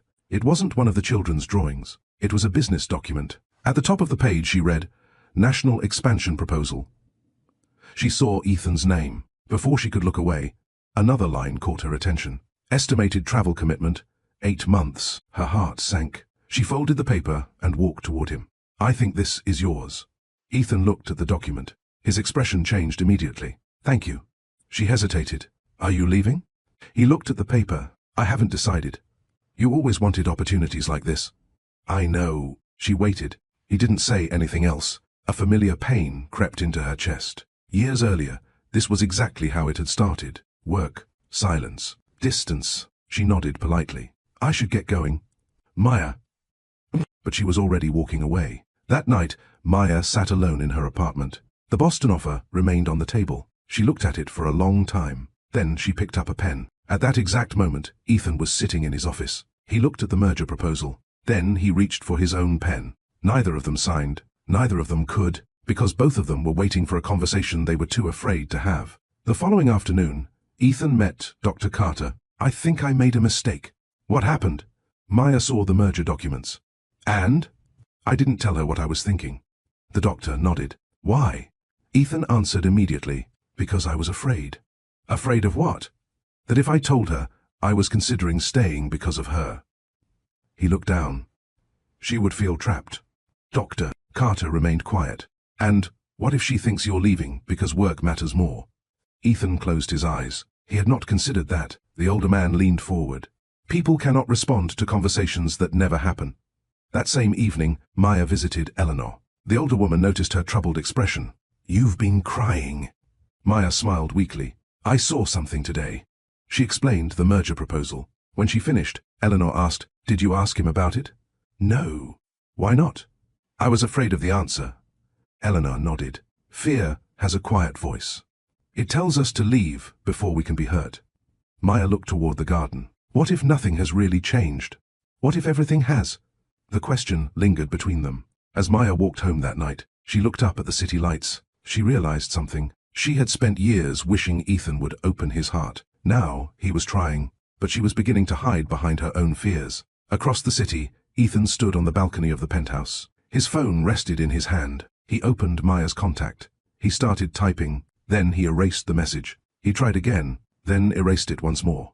Finally, he put the phone away. At that exact moment, Maya did the same thing. Two people, two unsent messages, two hearts still carrying old scars. Neither of them knew that the next day would force them to stop hiding, because some moments in life refuse to wait for perfect timing.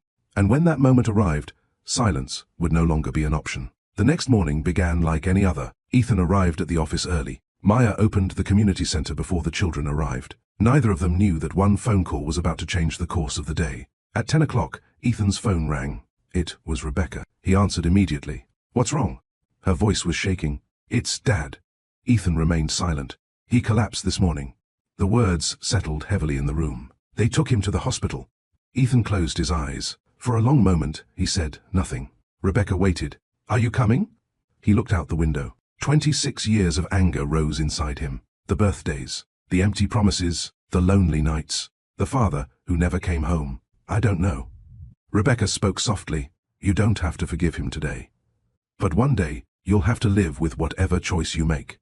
The call ended. Ethan sat at his desk staring at nothing. Richard walked into the office carrying documents. Everything all right? My father is in the hospital. Richard placed the papers down. Are you going? I don't know if I should. Richard thought for a moment. When my father died, we hadn't spoken in 3 years. Ethan looked at him. I kept waiting for the right time. He smiled sadly. It never came. Across the city, Maya was helping children prepare for another art class. When her phone vibrated, it was Rebecca. She almost didn't answer. Hello? I know this is a lot to ask. Rebecca's voice was emotional. But Ethan needs someone. Maya stayed quiet. He won't admit it. He probably doesn't even realize it. But today... She stopped to take a breath. Today he's just a little boy whose father might be dying. Maya closed her eyes. Old memories returned. The first time Ethan told her about his childhood. The nights he woke up from bad dreams. The walls he built around himself. She had spent years seeing the wounded child beneath the successful businessman. Where is he? She asked. An hour later, Ethan stood outside the hospital entrance. He had driven there, then stayed in the parking lot. He couldn't make himself go inside. He sat behind the steering wheel remembering the last conversation with his father. Leaving your family is a choice. You should have fought for me. He felt anger, fear, confusion. A soft knock on the car window interrupted his thoughts. He looked up. Maya stood outside. His eyes widened. She opened the passenger door. Rebecca had told her where to find him. Neither spoke for a moment. Finally, Ethan asked, Why are you here? She looked at him. Because nobody should face a day like this alone. His first instinct was to tell her he was fine. He had spent his whole life pretending he was fine. Instead, he whispered, I'm scared. It was the first time Maya had ever heard him admit it. She didn't try to fix anything. She didn't offer advice. She simply sat beside him. After a long silence, Ethan spoke again. What if I go inside and it's too late? Maya answered softly. And what if you don't? The question stayed with him. He looked toward the hospital, then back at her. I don't know what to say to him. You don't have to know. You just have to be honest. They walked into the hospital together. Rebecca met them in the waiting room. She hugged Ethan tightly. The doctors say he's stable. Relief crossed his face. He asked for you. Ethan looked toward the hallway. His feet refused to move. Maya touched his hand gently. You don't have to carry the past by yourself. He nodded. Slowly, he walked toward the room. Daniel Walker looked smaller than Ethan remembered. Age and illness had taken away the image of the strong man from old photographs. The older man smiled weakly when he saw his son. You came. Ethan stood by the door. I almost didn't. Daniel nodded. I wouldn't have blamed you. Silence filled the room. Finally, Ethan spoke. I spent years hating you. I know. I told myself I didn't need you. I know. His voice shook. But I did. The old man's eyes filled with tears. I'm sorry. Ethan looked away. I don't know if I can forgive you. Daniel closed his eyes.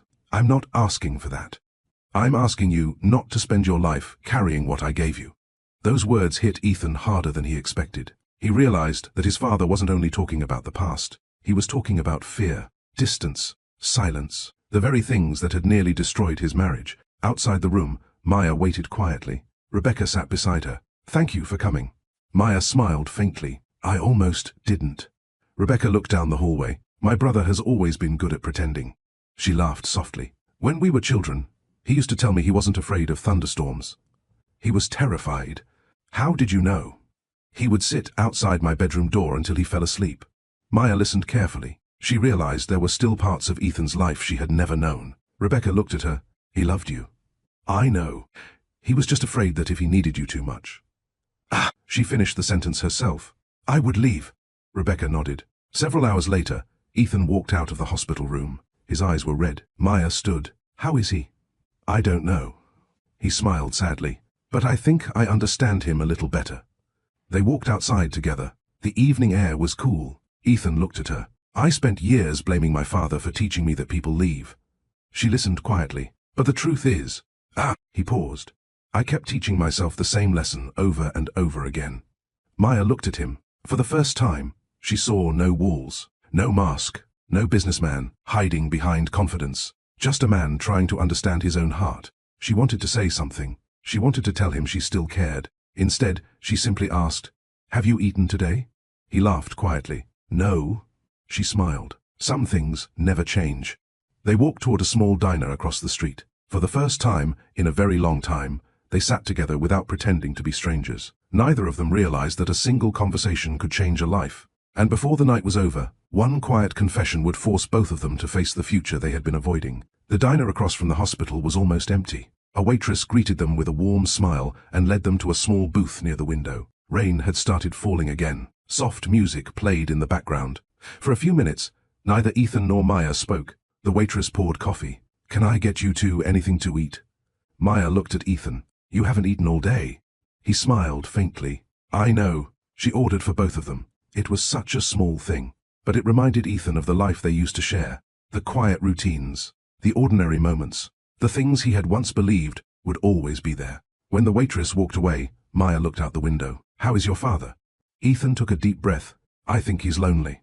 She turned back to him. I think he's been lonely for a very long time. He paused. And I think I understand that feeling more than I ever wanted to.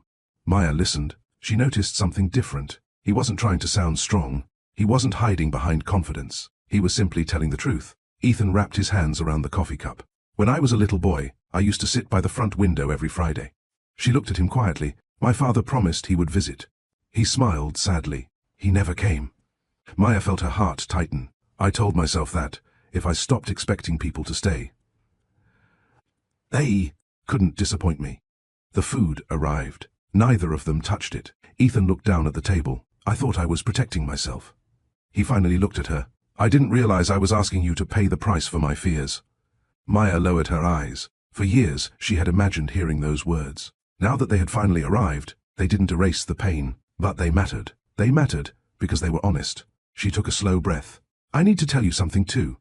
He waited. When I was a little girl, I used to wait for my father the same way. Ethan looked surprised. He made promises. He broke them.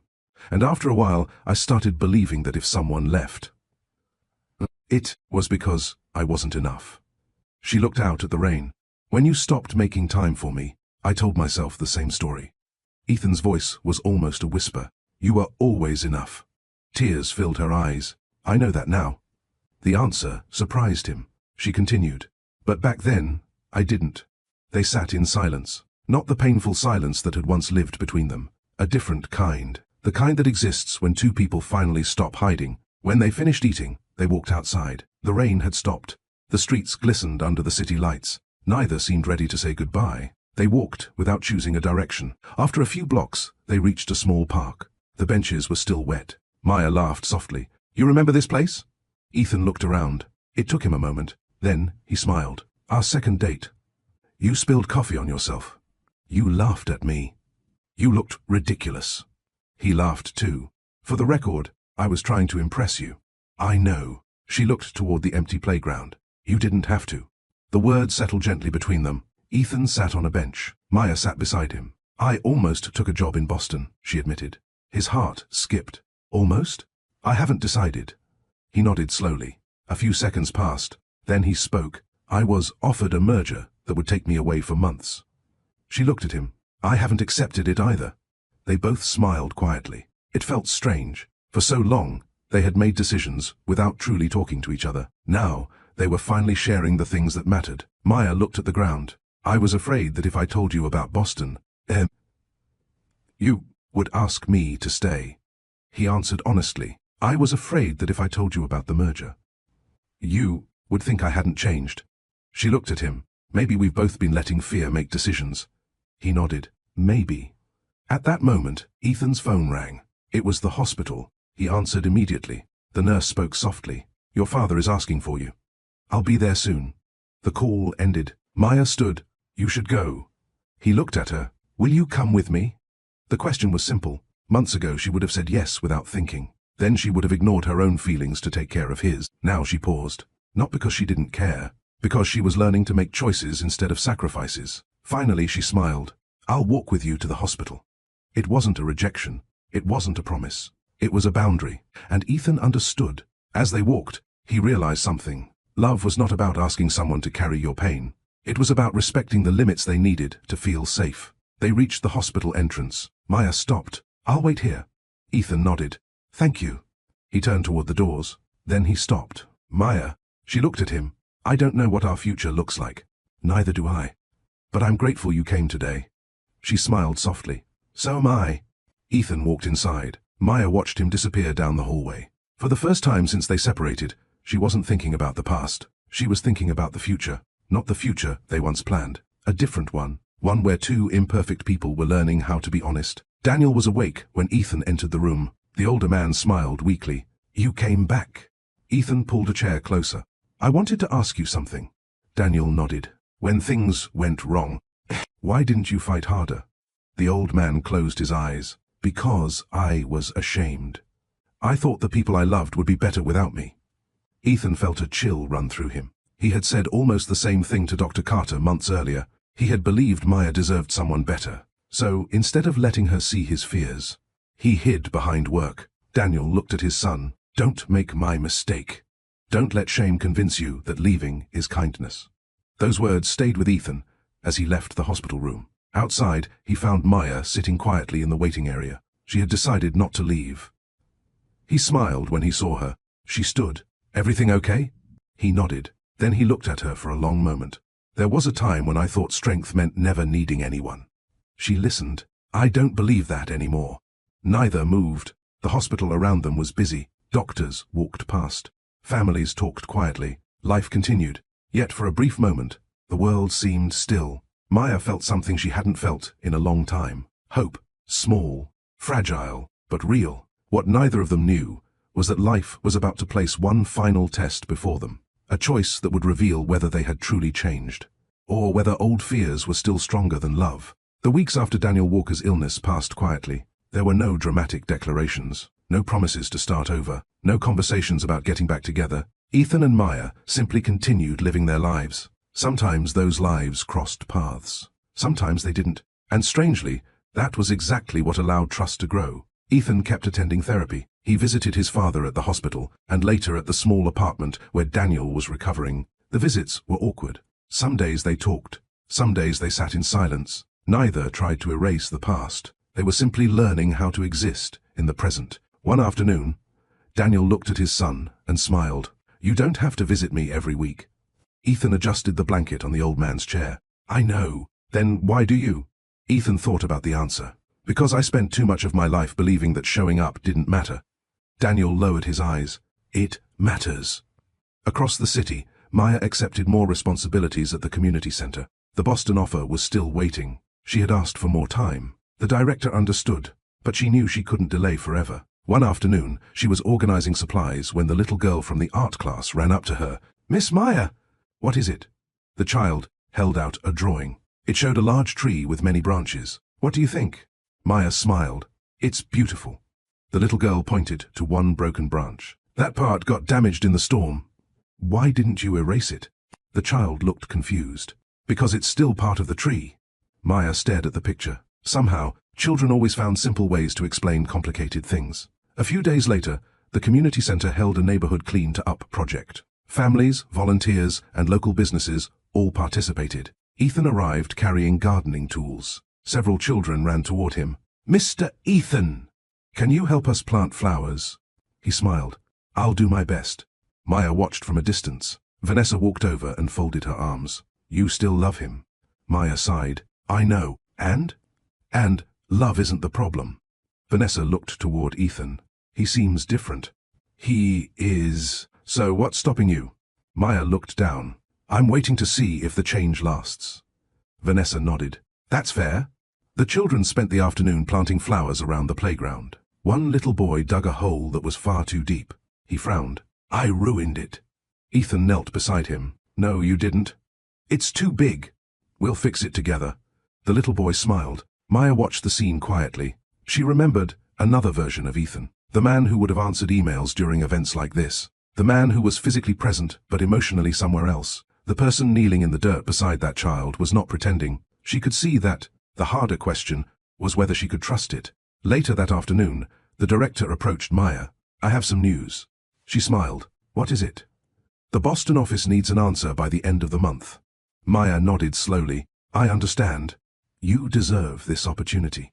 After the director walked away, Maya stood alone in the garden. She looked at the children playing. She looked at the flowers they had planted. Then she looked at Ethan. He was helping a little girl tie her shoe. She remembered all the nights she had cried because he wasn't there. She also remembered the man who had spent the last several months quietly showing up. No speeches, no pressure, just consistency. She wasn't sure what to do. As the event ended, volunteers packed their equipment. Ethan carried several empty boxes toward a storage shed. Maya followed. "I need to tell you something." He placed the boxes down. "What is it?" "I was offered a position in Boston." He stayed quiet. She continued. "I haven't accepted it." He nodded. "That's a wonderful opportunity." She looked surprised. "You're not going to ask me to stay?" He smiled gently. "No." She waited. He took a slow breath. "I love you." Her heart raced. "But I don't want fear to decide your future. If Boston is where your life takes you." He looked at the ground. "Then I'll be happy that you're doing something you love." She stared at him. Months ago, he would have fought to control the situation. He would have made promises. He would have tried to convince her. Now he was giving her the freedom she had always needed. She felt tears in her eyes. "You're making this very difficult." A small smile crossed his face. "I know." She laughed softly through her tears. It was the first time they had laughed together, without sadness hiding underneath. That evening, Ethan met Dr. Carter. "I told her I love her." The doctor smiled. "And?" "I told her not to stay for me." Dr. Carter nodded. "How do you feel?" "Terrified." "Why?" "Because she might leave." The older man leaned back. "And if she does?" Ethan looked out the window. "I'll be heartbroken." He paused. "But I won't stop becoming the person I want to be." For the first time since their sessions began, Dr. Carter smiled without asking another question. Meanwhile, Maya sat on her balcony holding the Boston documents. She thought about Ethan's words. She thought about the man he had become. Then she thought about herself. She realized something. She was no longer the woman who would stay in a relationship out of hope alone. She had rebuilt her life. She had found her own strength. If she chose Ethan again, it would not be because she needed him. It would be because she wanted to share a life with him. Her phone buzzed. It was a message from Eleanor. "How is your heart today?" Maya smiled and typed back, "It's still healing." A few seconds later, the reply came. "The strongest hearts are not the ones that never break. They are the ones that keep beating after they do." Maya looked toward the city lights. Somewhere out there, Ethan was learning to live without hiding. She was learning to live without fear. Neither of them knew that the final decision was getting closer. And before the month ended, one unexpected event would force them both to discover whether love was truly ready for a second chance. The end of the month arrived faster than either of them expected. Maya still hadn't answered the Boston office. The envelope remained on her kitchen table. Every morning she looked at it. Every night she told herself she would decide tomorrow. Tomorrow kept moving. One afternoon, Vanessa stopped by her apartment carrying coffee. "You still haven't made a decision." Maya smiled. "Is it that obvious?" Vanessa looked at the unopened envelope. "I think that envelope knows you better than I do." They both laughed. Then, Vanessa became serious. "What do you really want?" Maya walked toward the balcony. "I want a life where I don't have to wonder if someone will be there for me." "And do you think Ethan can give you that?" She stayed quiet. Vanessa waited. Finally, Maya answered, "I think he wants to." "Is that enough?" "I don't know." Across the city, Ethan was having a conversation of his own. Richard Lawson sat across from him in the boardroom. "The investors need an answer." Ethan looked at the merger documents. "I know." Richard folded his hands. "A year ago, you wouldn't have hesitated." "No." "What changed?" Ethan smiled faintly. "I realized that building a successful company and building a meaningful life are not always the same thing." Richard nodded. "So what are you going to do?" Ethan looked through the window overlooking Manhattan. For years that view had reminded him of ambition. Today, it reminded him of all the evenings he had spent working while someone waited for him at home. "I'm going to choose the life I can be proud of." That weekend, the community center organized its annual family fair. It was the biggest event of the year. Children displayed their artwork. Families shared meals. Local musicians played throughout the afternoon. Maya arrived early to help prepare. She noticed something unusual. The playground garden looked different. The flowers planted weeks earlier had started to bloom. The little girl who helped plant them ran over. "Miss Maya!" "They grew." Maya knelt beside her. "They did." The child smiled proudly. "My grandma says flowers need sunshine and time." She pointed at the garden. "You can't hurry them." Maya looked at the colorful flowers. Some things really did take time. Maybe trust worked the same way. A few minutes later, Ethan arrived. He was carrying several boxes of art supplies. One of the children waved excitedly. "Mr. Ethan." He walked over. "Good morning." The little girl looked from Ethan to Maya. Then she smiled. "You two don't look sad anymore." Both of them laughed. Children noticed everything. During the fair, Maya helped children paint a large community mural. Everyone added something. Trees, birds, houses, families. At the center of the mural was a bridge crossing a river. Maya smiled when she saw it. The little boy who had painted the first bridge months earlier stood beside her. "I made another one." "I can see that." "This time, the people are walking across." She looked carefully. On the bridge stood two small figures. "They aren't alone anymore," the boy said. Maya felt her eyes fill with tears. "No, they aren't."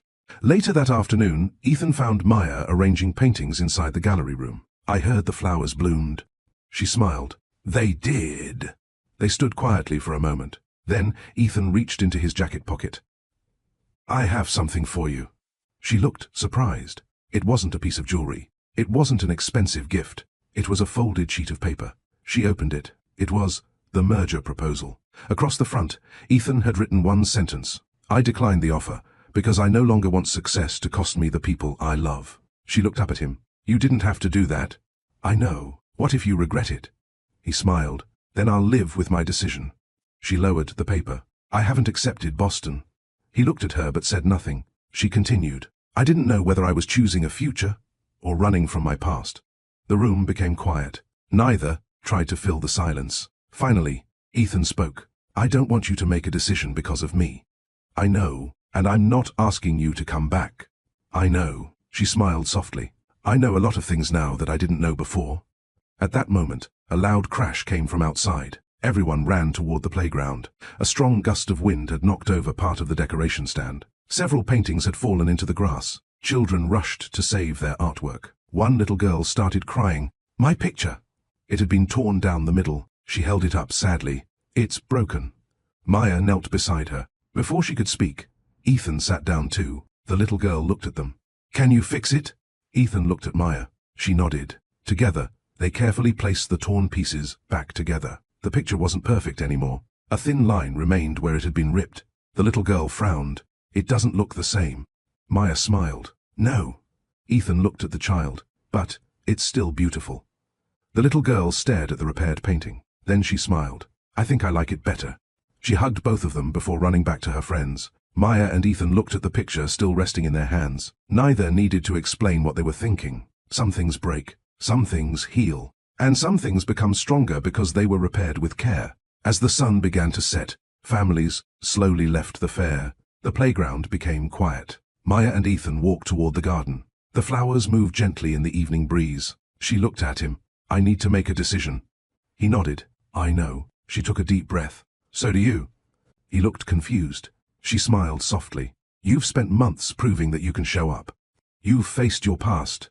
You've changed your life. But there's one question you still haven't answered. He waited. What kind of future do you actually want? He looked at the garden, then at the children laughing in the distance, then back at Maya. For the first time in my life. He smiled. I want a future that has room for people. Maya felt tears fill her eyes. She didn't answer, not because she didn't know what she felt, but because she had learned that important decisions should never be rushed. As they stood together, Rebecca watched from across the playground. She smiled quietly. Her brother looked different, not because he had become successful. He had always been successful. He finally looked at peace. Neither Ethan nor Maya realized that one final decision still waited for them. Maya would have to answer Boston, and Ethan would have to decide whether he was ready to ask for something he had once taken for granted. Not forgiveness, not another chance. A future built slowly, honestly, and one day at a time. The first Monday of the new month arrived quietly. There were no emergencies, no dramatic surprises, just two people carrying decisions that would shape the rest of their lives. Maya sat at her kitchen table with the Boston contract in front of her. She read it one last time. The position offered everything she had worked for. A larger program, more children to help, a chance to build something meaningful. She picked up a pen, then she placed it back down. Her phone rang. It was the director of the community center. Good morning, Maya. Good morning. I wanted to check in. I know, the older woman laughed softly. I've been doing this job for 20 years. I can always tell when someone is trying to choose between two good things. Maya looked out the window. What if I make the wrong choice? There may not be a wrong choice. There may only be the life you are willing to build. After the call ended, Maya sat quietly. For so long she had believed happiness would come from finding the perfect answer. Now she wondered if happiness came from accepting that no life was ever perfect. Across the city, Ethan stood in the conference room at Walker Technologies. The board members waited for him. Richard sat beside him. Are you ready? Ethan nodded. He stood and looked around the room. Many of these people had worked with him for years. They expected the old Ethan. The man who never slowed down, the man who believed work always came first. I've made a decision, he said. The room became silent. I will remain as CEO. Several board members smiled, but there will be changes. The smiles disappeared. I will no longer work 7 days a week. I will no longer cancel my personal commitments for meetings that can wait. I will be delegating more responsibilities. One investor frowned. That could affect growth. Ethan smiled politely. Perhaps. But endless growth means very little if it costs you the life you're trying to build. The room stayed quiet. Richard looked at him and smiled. For the first time, Ethan wasn't leading with fear. He was leading with clarity. That afternoon, Maya visited Eleanor. The older woman was working in her garden. Flowers covered almost every corner of the yard. Maya smiled. You always seem to be planting something. Eleanor laughed. My husband used to say that gardens teach patience. They walked slowly between the flower beds. I still haven't decided about Boston, Maya admitted. Eleanor nodded. Can I ask you a question? Of course. If Ethan disappeared from your life tomorrow, would Boston still be the dream? Maya stopped walking. She had never asked herself that. She thought about the children, the art programs, the opportunity to help people.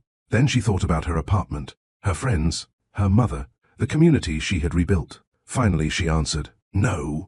Eleanor smiled gently. Then perhaps Boston was never your future. Perhaps it was your escape. Maya looked down at the flowers. For months, she had told herself she was choosing between a career and love. Maybe the real choice was between fear and peace. The next Saturday, the community center organized a picnic for volunteers. Children played games across the park. Parents prepared food. Music drifted through the air. Maya arrived carrying baskets of supplies. Ethan was already there helping set up tables. They greeted each other with an easy smile. The tension that once lived between them had softened, not disappeared, but softened. A little boy ran over holding a kite. "Mr. Ethan! Can you help me?"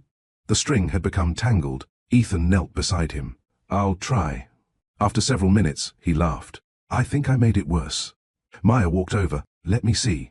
The little boy smiled. "Miss Maya always fixes things."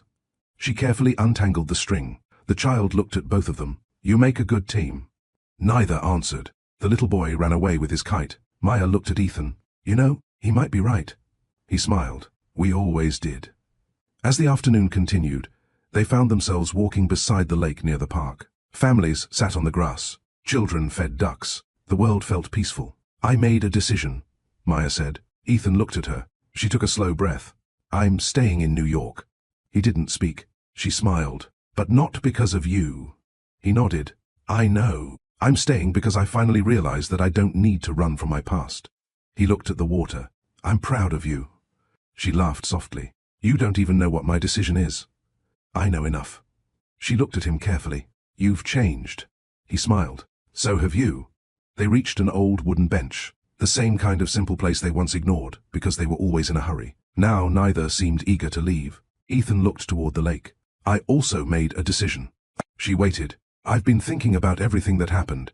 The mistakes. The loneliness. The person I used to be." He turned to face her. "I don't want us to go back." Maya felt her heart sink. Then he continued. "I want us to move forward."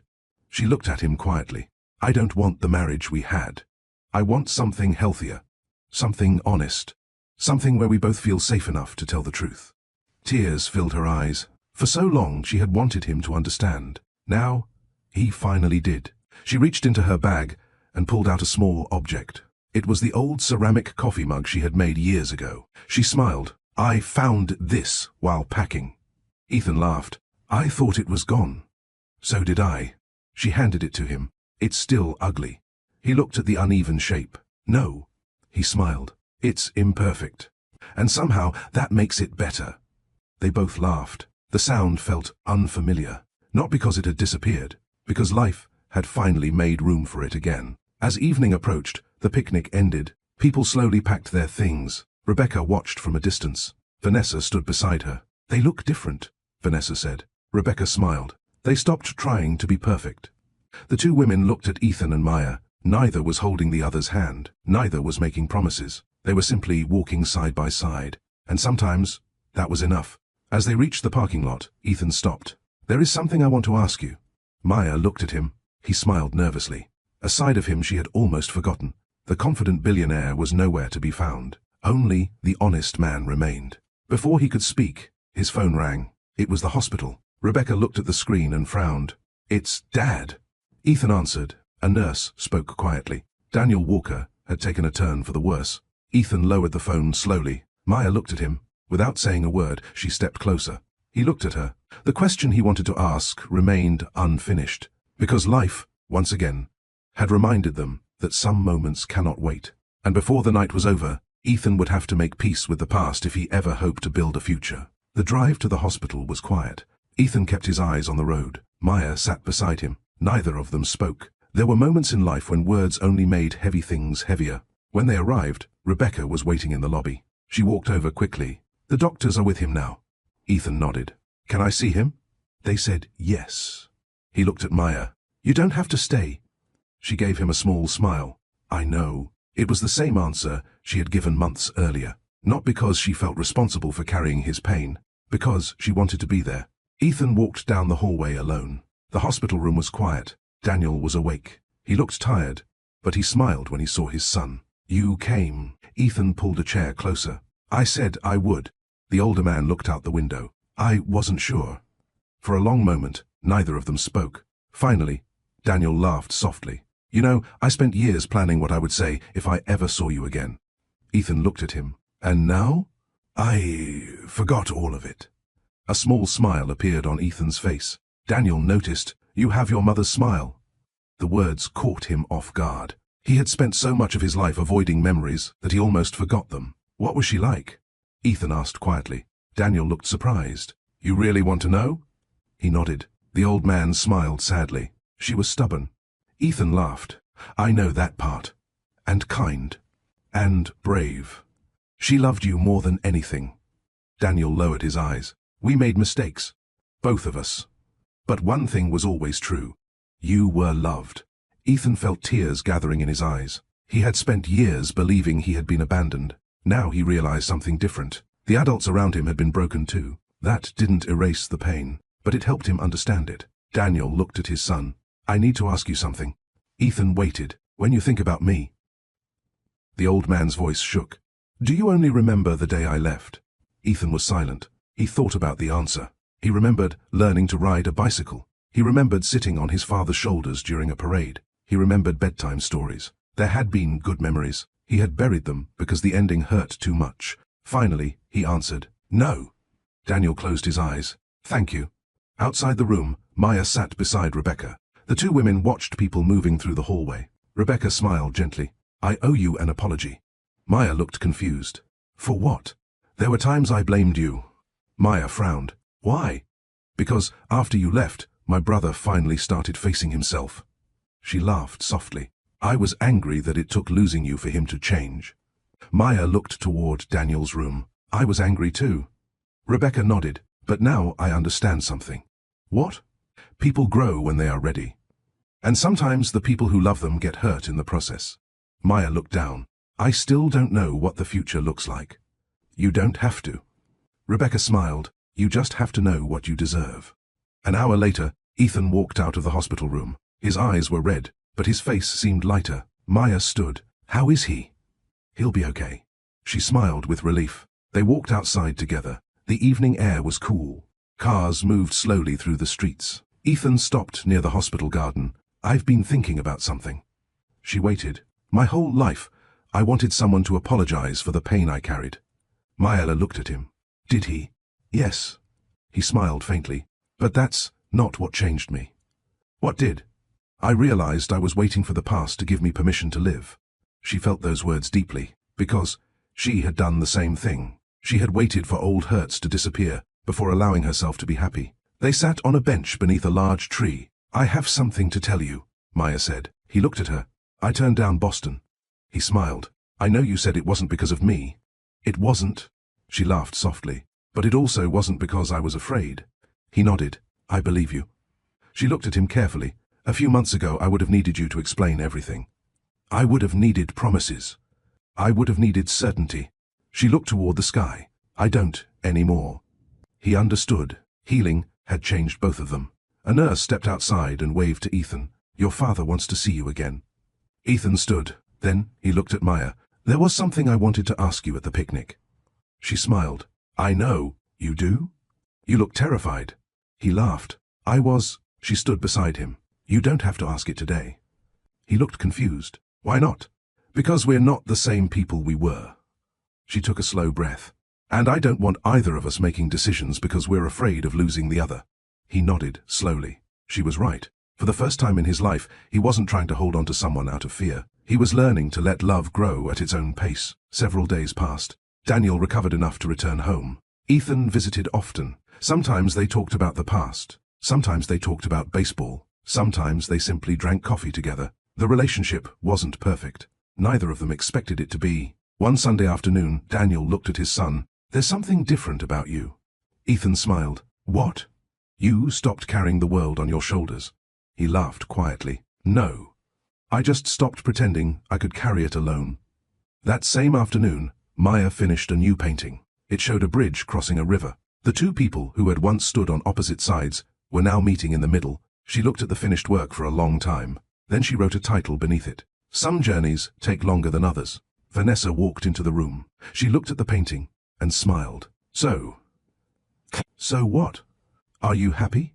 Maya thought carefully. She remembered the lonely nights, the tears, the uncertainty. Then she remembered the quiet conversations, the community center, the hospital, the ordinary moments that had slowly rebuilt trust.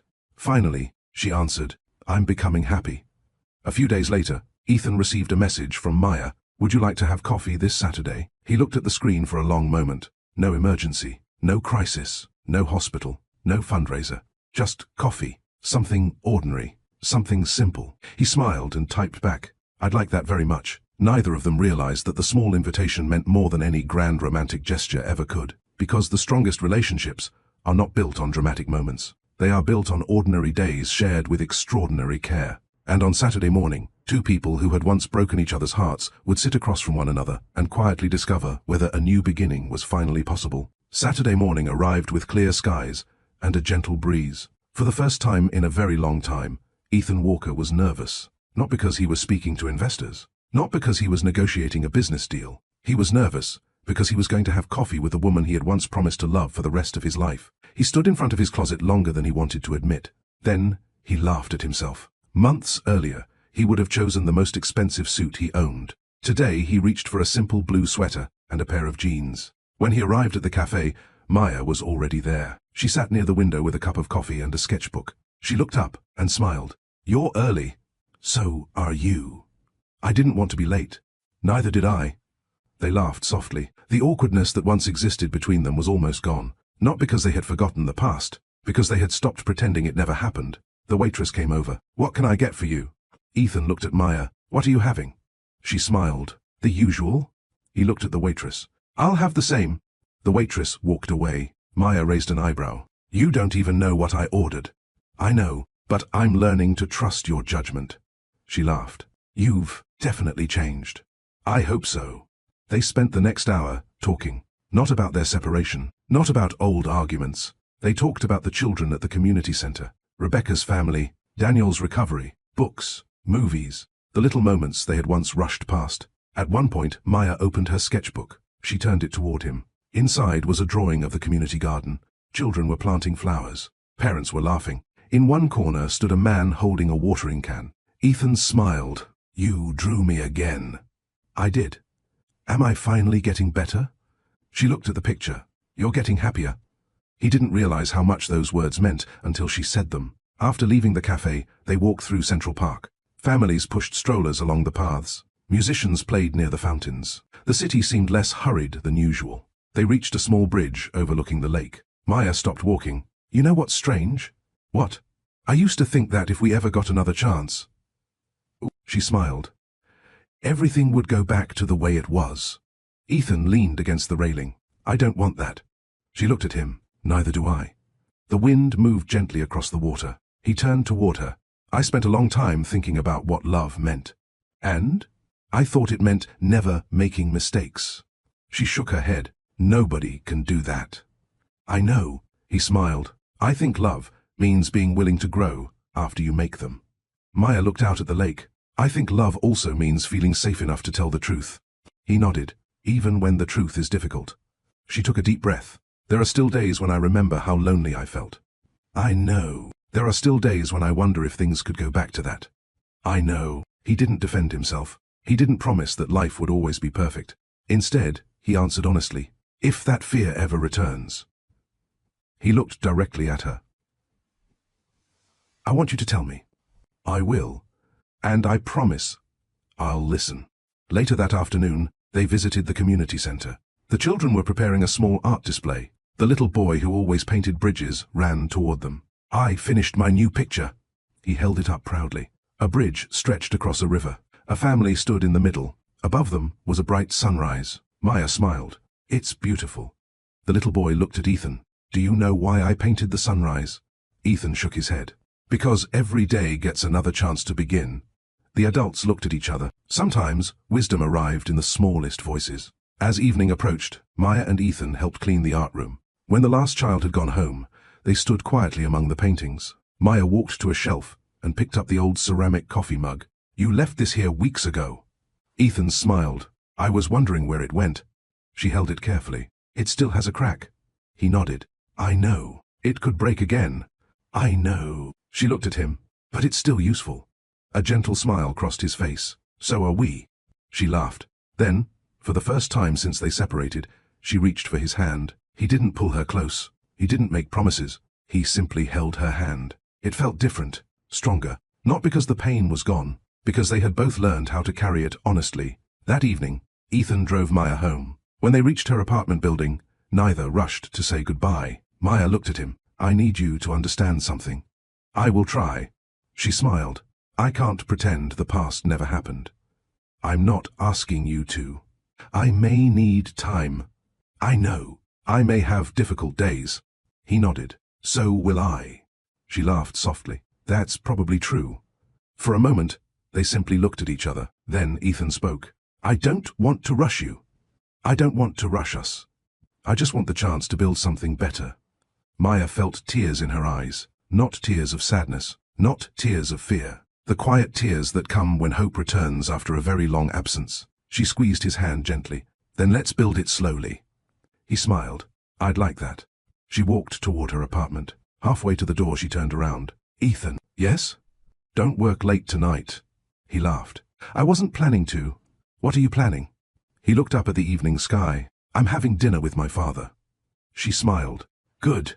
As she disappeared inside, Ethan remained standing on the sidewalk. Months ago, he believed that losing Maya was the end of his story. Now he understood something different. Sometimes life breaks your heart so that you finally learn how to use it. He looked at the old coffee mug still resting in his hands. It was cracked, uneven, far from perfect, and, somehow, it had never looked more beautiful. He smiled and walked toward his car, unaware that one final conversation was waiting to complete the journey they had both fought so hard to make. 6 months later, autumn returned to New York. The leaves changed color. The mornings became cooler.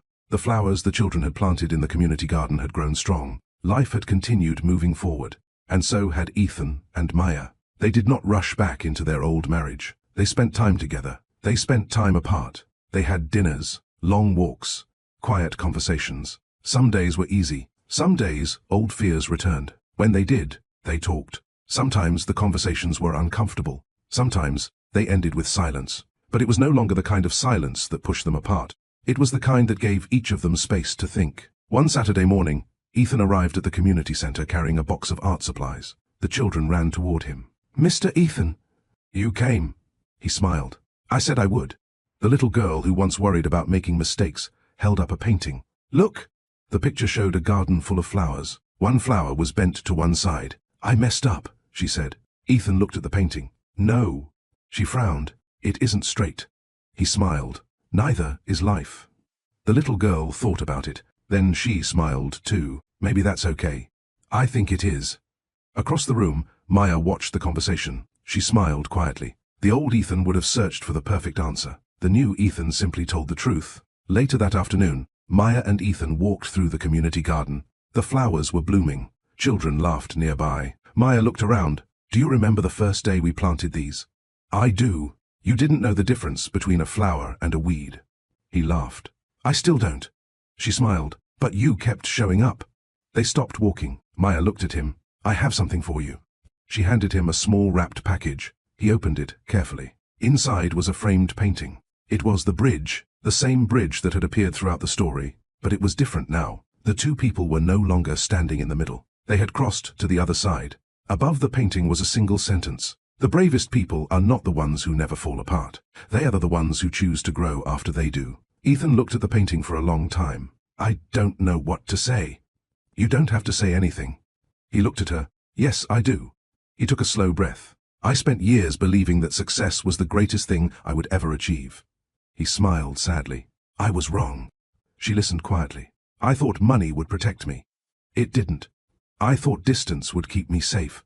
It didn't. I thought I had all the time in the world to become a better husband." He lowered his eyes. "I was wrong about that too."